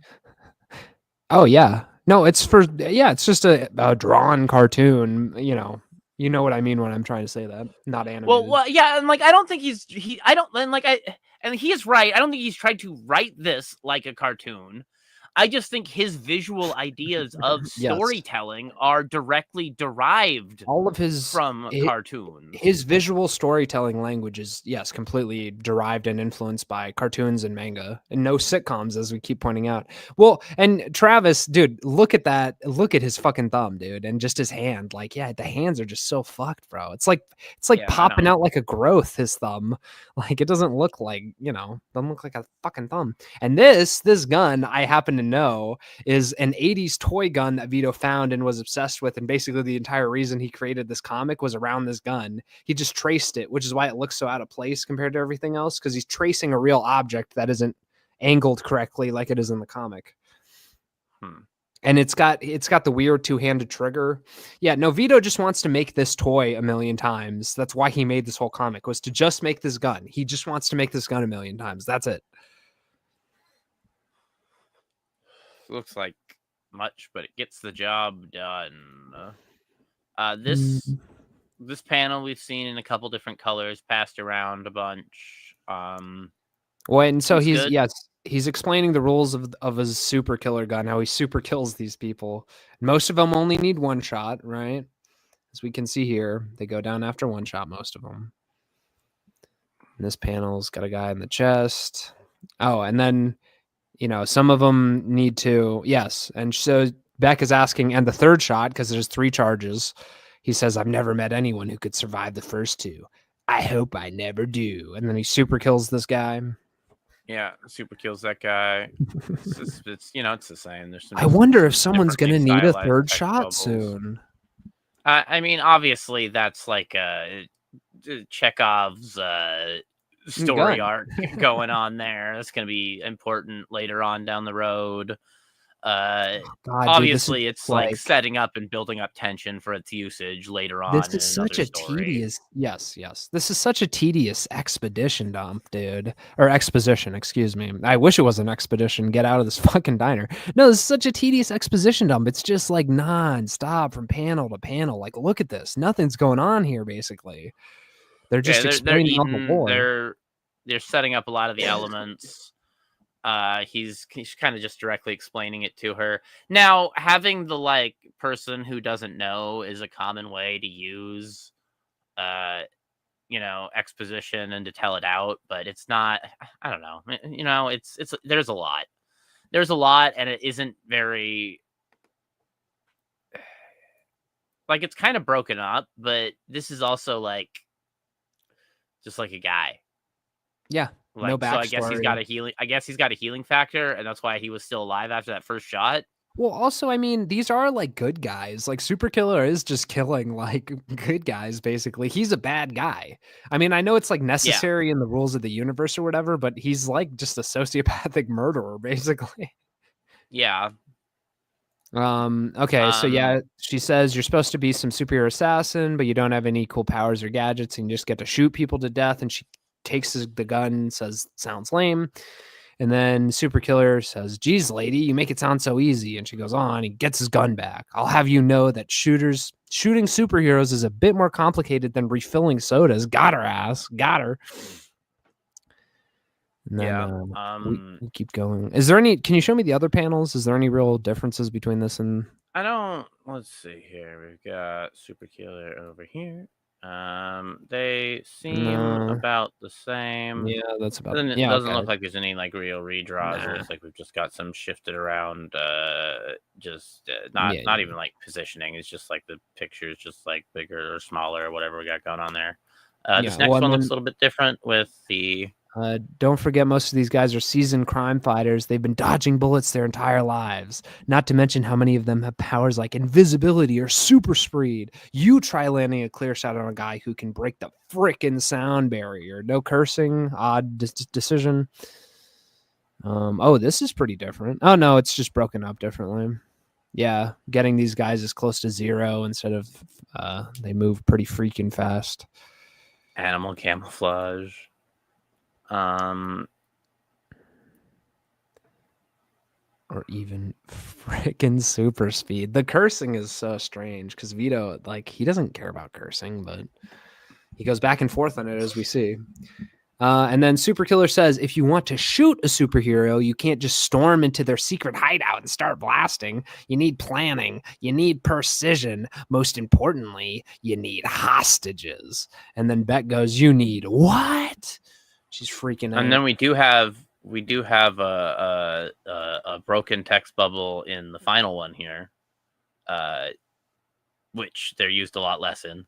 So I like that. I think she's really exclaiming that. I do too. I like it helps emphasize the, like, I don't know, the exasperated nature of speech. Her expression. Yeah. The startle, yeah, whatever she's feeling, it conveys it better. Whatever emotions people feel when they when things happen, whatever normal human beings.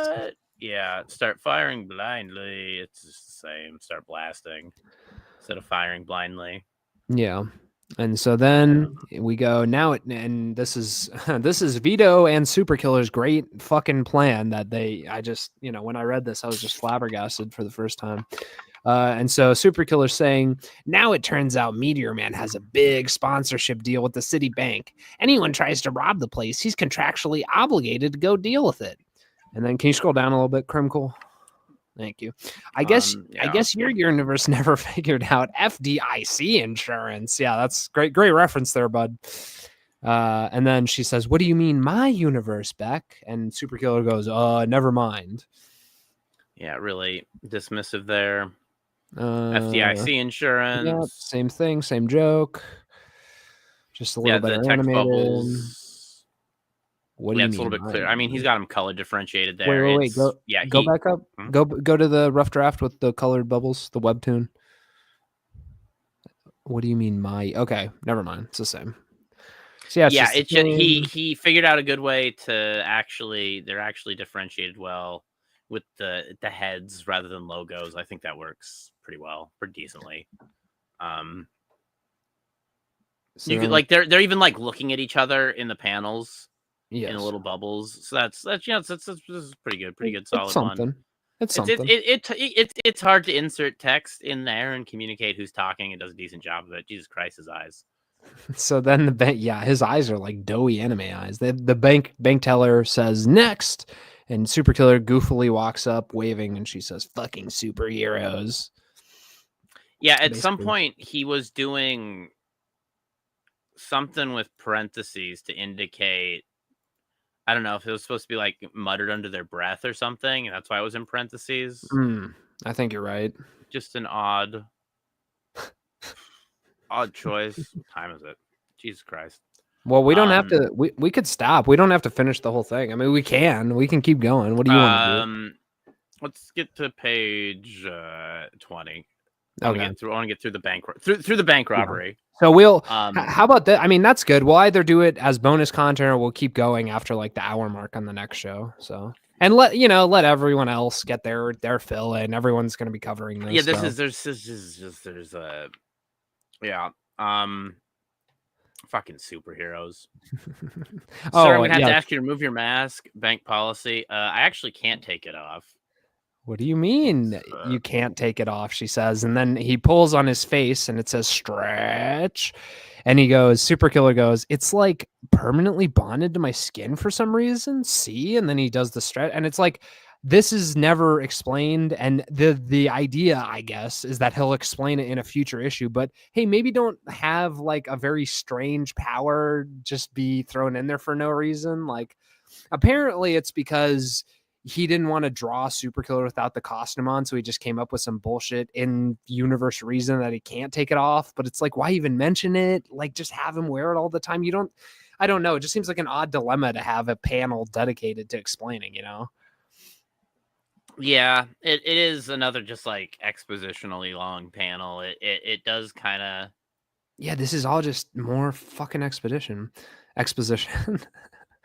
But yes, so SuperKiller, one of his attributes is that he can't take his fucking suit off for some reason. Yeah. And then we have a customer going. You go. Yeah. Mr. Jacobs, yes, this man claims he can't remove his mask. What, you think I'm lying? It literally doesn't. Yeah. God damn, bro. He just like added more and more text as he edited these panels. And so the bank teller says, sir, though United Superbank respects the work of costume crime fighters, we have a strict no masking policy. If you can't remove your mask, I'm going to have to ask you to leave. And SuperKiller says, oh, come on. Do you jerks have any idea how long I've been waiting in line? Wait, why was I waiting in line? Damn it, Sam. You got distracted by the free coffee and clicking pens again, didn't you? Allahu Akbar! Allahu Akbar! Oh God, dude! I saw this and I was like, "Are we still in 2008?" And Allahu Akbar! Bang, bang, bang! SK, the Saudi Crusader. Dude, he may as well have said Aloha Snack Bar. I mean, what the fuck are we doing here? I am the Saudi Crusader, and my hatred of your bountiful American Here we have the stylized text coming back again. We've got some onomatopoeias on the guns, so it seems like a very quiet gun. It should be more like Arabic, as he's shooting a gun into the air, and he says, "Yes." Why is the gun quieter than he's yelling? You're right. It is. Vito, yeah, the gun is quieter than the text for him yelling, which is insane. And it's not in the draft that we got beforehand. Where, let's see here. Also, just real quick, Allahu Akbar, I'm the Saudi kid, and my hatred of your beautiful American freedoms has inspired me to do a jihad. Oh man, I think I'm nailing it. Bang bang. Oh my God, it's just like 9/11. Bruh, it's dude, it's so much better. Yeah, he's the Saudi Crusader now, not the Saudi kid. Well, also, crusading is like a Christian thing. That doesn't really make sense. Oh my God, he hates our freedom. Eek, not our freedom. Jihad, like, bruh. Vito really just does think like 9/11 and like you're foreign equal funny. Brown equal funny. Look, this is such a great line. Oh my God, it's just like 9/11. It's amazing. Funny. Yeah. Just lean into it's 9/11 all over again. Ah! Instead, here they're just like hates us for our freedom. Eek, not this doesn't. Just bad. This is just nothing. This is I don't know how he massaged the joke out of this, but he did. Just real quick, I like that, massage the joke. That's a good way of putting it. Young Klippa chimes in again and says 20 pages a week and one doing the last 10 pages in this level of detail would be good content. Thank you. We will definitely be doing that. Thank you, Young Klippa. You can watch For Cannon's Sake, by the way, everybody. Like, subscribe, watch For Cannon's Sake.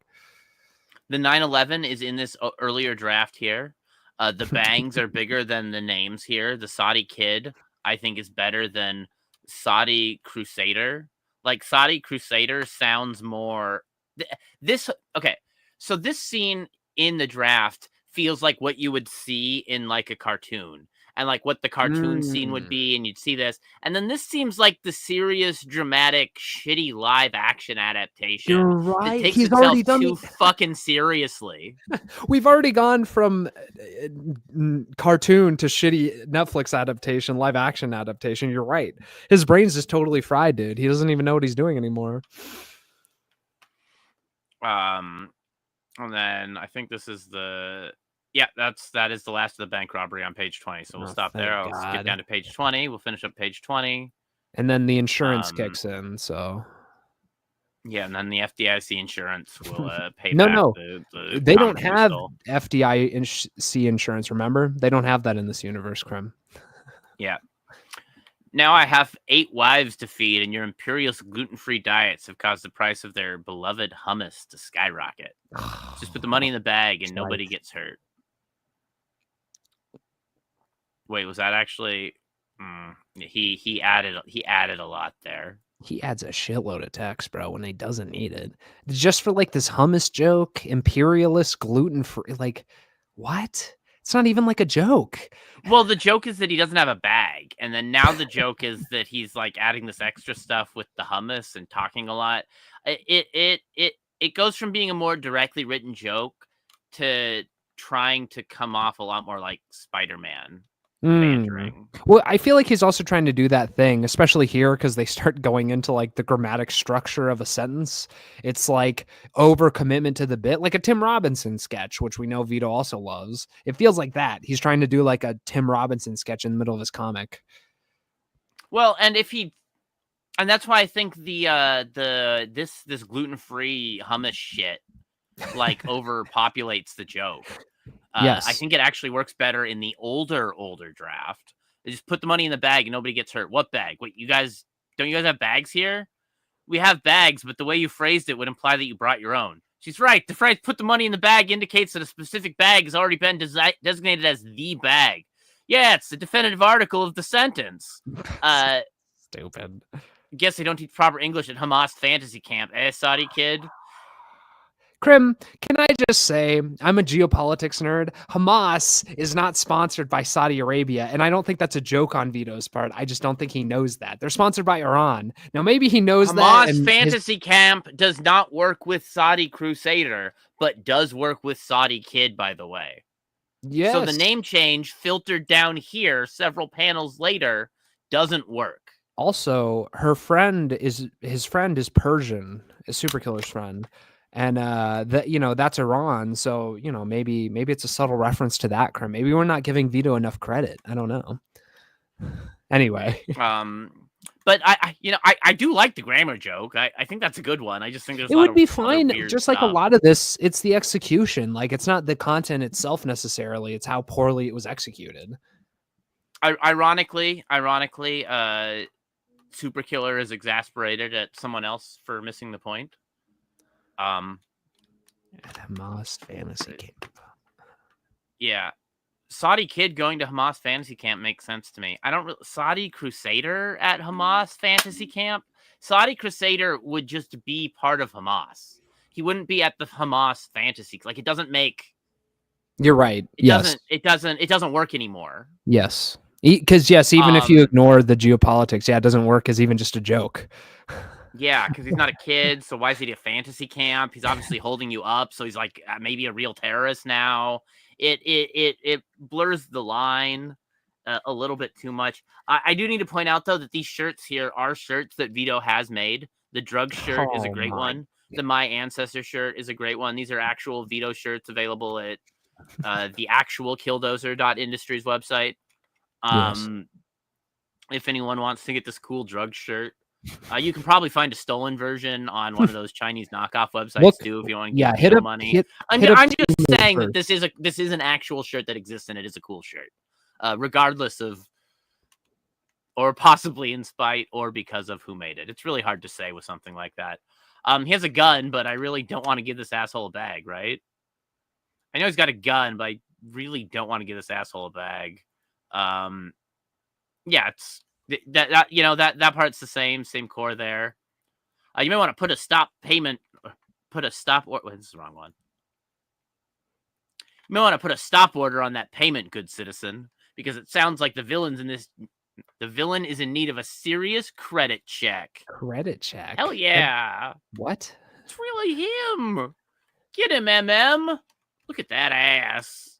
Nice. I like that. But credit check to me also, it doesn't make sense. But I know it's like a throwaway superhero line, but I feel like it does. Like the Saudi could go into Hamas. Like you need a credit check. Like I don't know. Just feels a little lackluster, I guess. It's time for bankruptcy. It is connected. Well, it is connected to finances, but like I guess banks do credit checks for loans and stuff, but credit checks usually feel like they're on. This is Superman. I guess the only time I run into them shit out of a supervillain. He should be saying like, yeah, but he's making bank puns. It's fine. It's fine. He's a cheesy, whatever. He's a cheesy 50s. He's a cheesy 50s boomer dad supervillain making dad jokes at the bank. It's fine.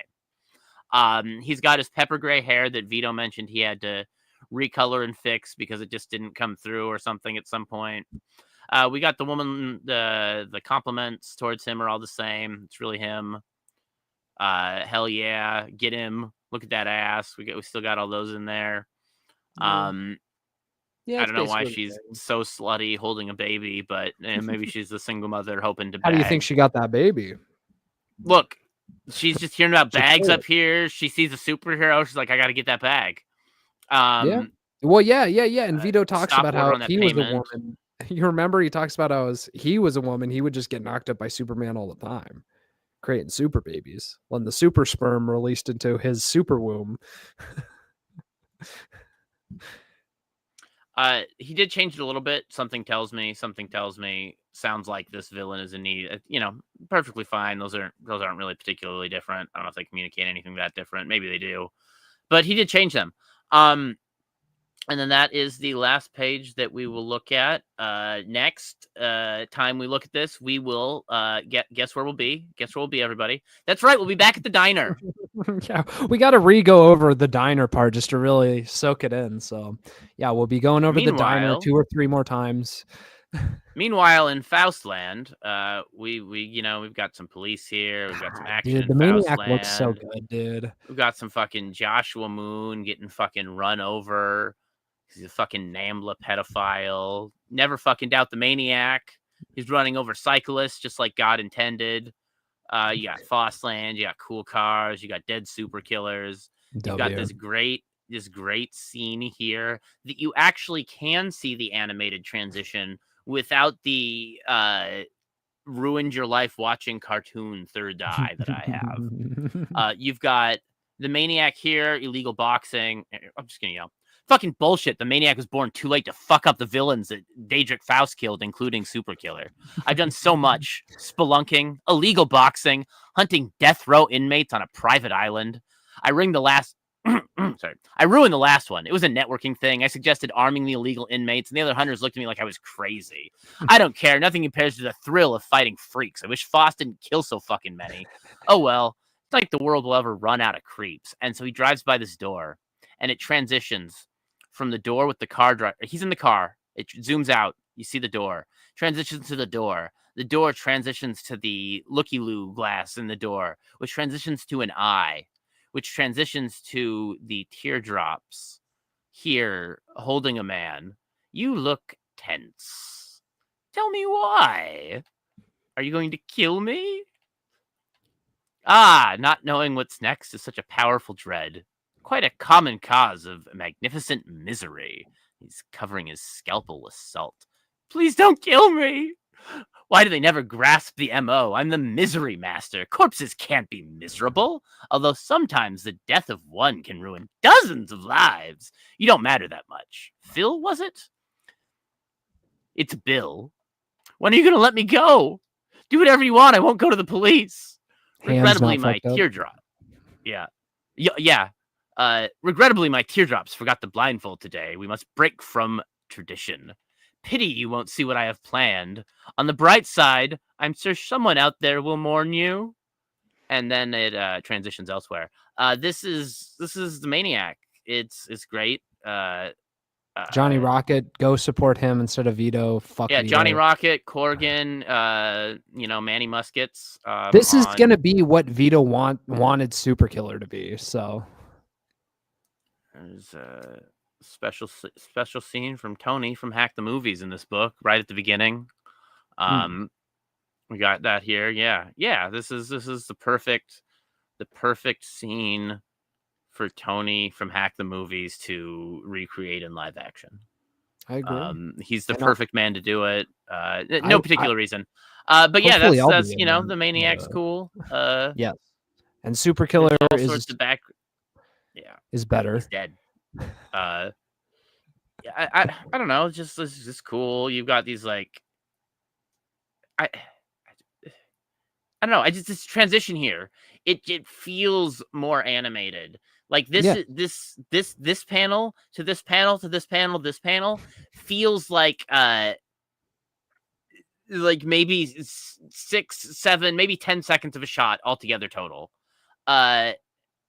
Flashing by from the zoom out to the car to this. Yes. And stepping in with each step. Like you can see the animation cuts, not even the animation cut, like a live action direction cuts between this sort of thing and like a gloomy city. Yeah, where I can see some of those transitions with Vito's stuff, and we can get to like the sideways face that seems more in place in a cartoon, but it doesn't.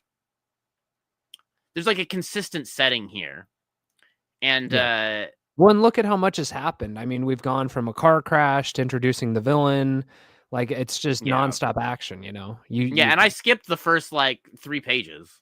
Kind of just glossed over them there compared to Superkiller, where at the start of the book we're sitting in a diner for 30 pages. Yeah, to get these like 5 panels here where it's the in the car, out of the car, door looking glass, eyeball transition. I love these panels here. Corgan did an amazing job with this. It's great. Absolutely. God damn it! Did I split Superkiller into another? Did I close it again? And so did Ray. Ray is happy on the cover. Corgan does a great job on the. Did. Yes, he does. Let's get to Ray is Happy's cover, and then Manny Muskets, who was on the Clipaverse today, put this PDF together, and he put the PDF together at the right fucking it's like viewable, and I can like zoom in on these scenes here that I'm looking at. And they don't look like I got to get in real close, and even when I'm getting in real close, like it looks like they're like obviously there's some like no anti-aliasing artifacting in here at this point.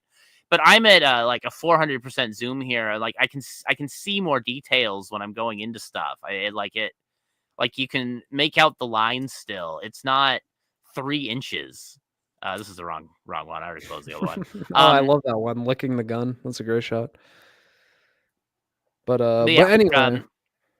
Yes. After that, we'll get to Vito's weird face next time. That's leave it on that. That's great. We'll be covering whatever the fuck this is the next time we look at it. I can't believe he drew himself in there like that. That's so crazy. But yes, we will be covering Vito's self-insert in the gun store and the rest of his phenomenal comic book, the Tales of Superkiller. Next time. Any other final thoughts on this wonderful work of art?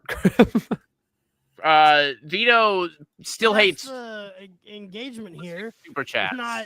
Vito's like, we have this clip from For Cannon's Sake that I'll play as we play us out. All right, I'll restart. Then I'll swap over to Riley. Yeah, and then I'll swap over to Riley's music video again, and then end the stream.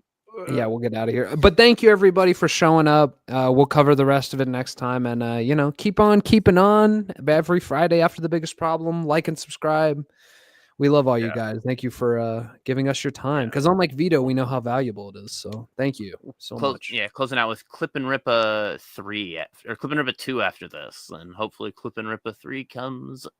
Yeah, it is. It is coming soon. It's a White Vito or White Eric July.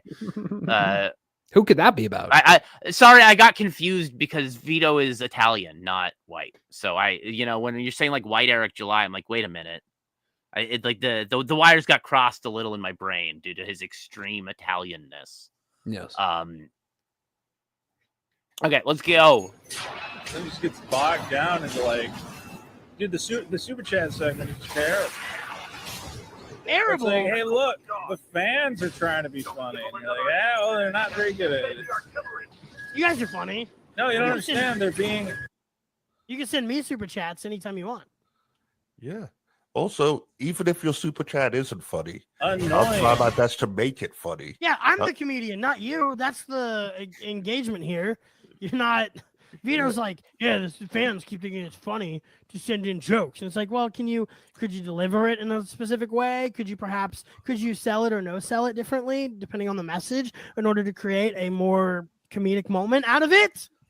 The part of the show where EVS communicates to me and the other viewers that he was willing to review my comic book, but I was too scared to do it. Not funny at all. Not. The part that builds community and makes people feel like they're part of the show, that gets them coming back week after week, that gets them to make songs, that gets them to like be there and be around for long periods of time. That thing that makes them feel like they're the part of the thing they're doing, and it's part of your And like that- call to action every show to buy super chats, and it's Yes. like the And that they should primary spend form of money fan on the engagement. product. Yeah, and that they should spend money for engagement, and that spending money is a good way to talk. Like it's just like, yeah, don't spend money to talk to me. That's a stupid thing. I don't want that. Like, okay, whatever. Not even worth it. Only a loser would stick around and watch that. Oh, cool. I don't know. I don't think anybody sane is listening to the fucking super chats at this point. Okay, so EVS is not sane. I don't think anyone sane is listening to the super chats at this point. How about asshole? It's just like, it's the whole show. It's content. Most people probably just enjoy all of the content you're willing to offer each week. You don't do much more than that, Vito. Imagine being a Vito file in the year of your Lord 2025. Dick Show still goes strong and weekly, even with a kid in the cast, and even with a major cast change between Sean and Johnny. But over here, if you're a Vito file, you only get the biggest crash out in the universe each week, or nothing, because he doesn't make anything else.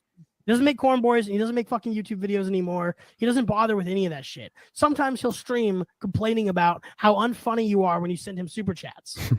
And every What a bargain! time. What a gift! What a fucking treat! Crim, clip that. Krim, clip that. I love it, man. I love it. Yeah, and you know, he made one thing this week, I suppose, but as Katie so elegantly pointed out, it's fucking digital. She didn't want a copy in her email inbox. She wanted a copy in her mailbox. Mint will not review digital comics. This is a digital comic.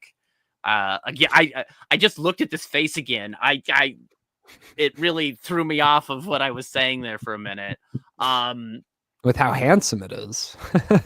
This has been the after problem. I don't know how badly Vito's going to crash out about the incoming reviews, but we're all going to find out together.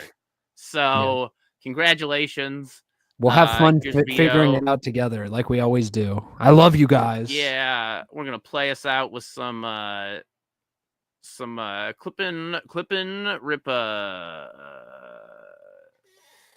For canon's sake. With Mint's ass censored out by bunnies, by me, so that EVS can play the music video on his channel. Dub. It's the copy I had handy. No ass. Hold up! No ass copy. Yeah. Yeah, where you see the animated rabbits. That's where I Clipper covered up Goldie. Mint Salad's ass. What it is what it is. This is the women. This is the women-free version for Boys Month. I pissed on the porch.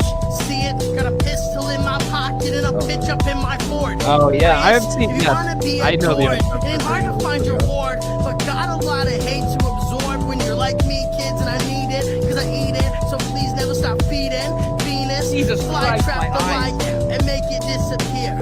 I lack the mind that could contemplate a haunted place with more at stake than I have here.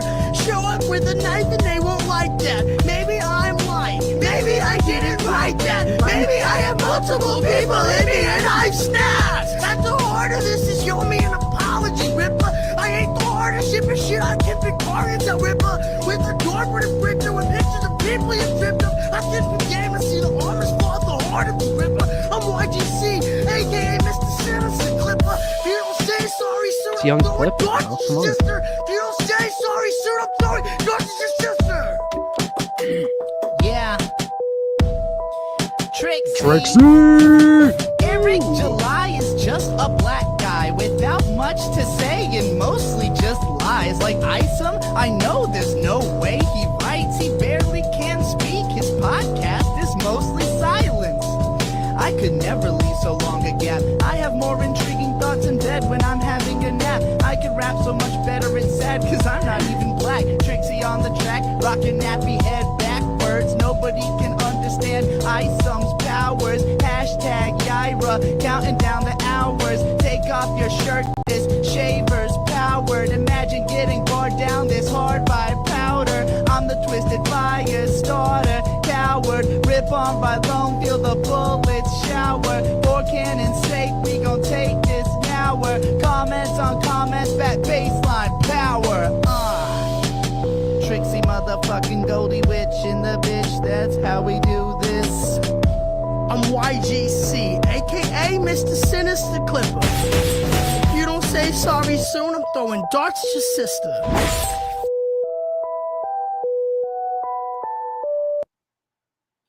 Yeah. Support us on Patreon at patreon.com/afterproblem. We'll see you next week or maybe sooner. Good night, everybody. Good night.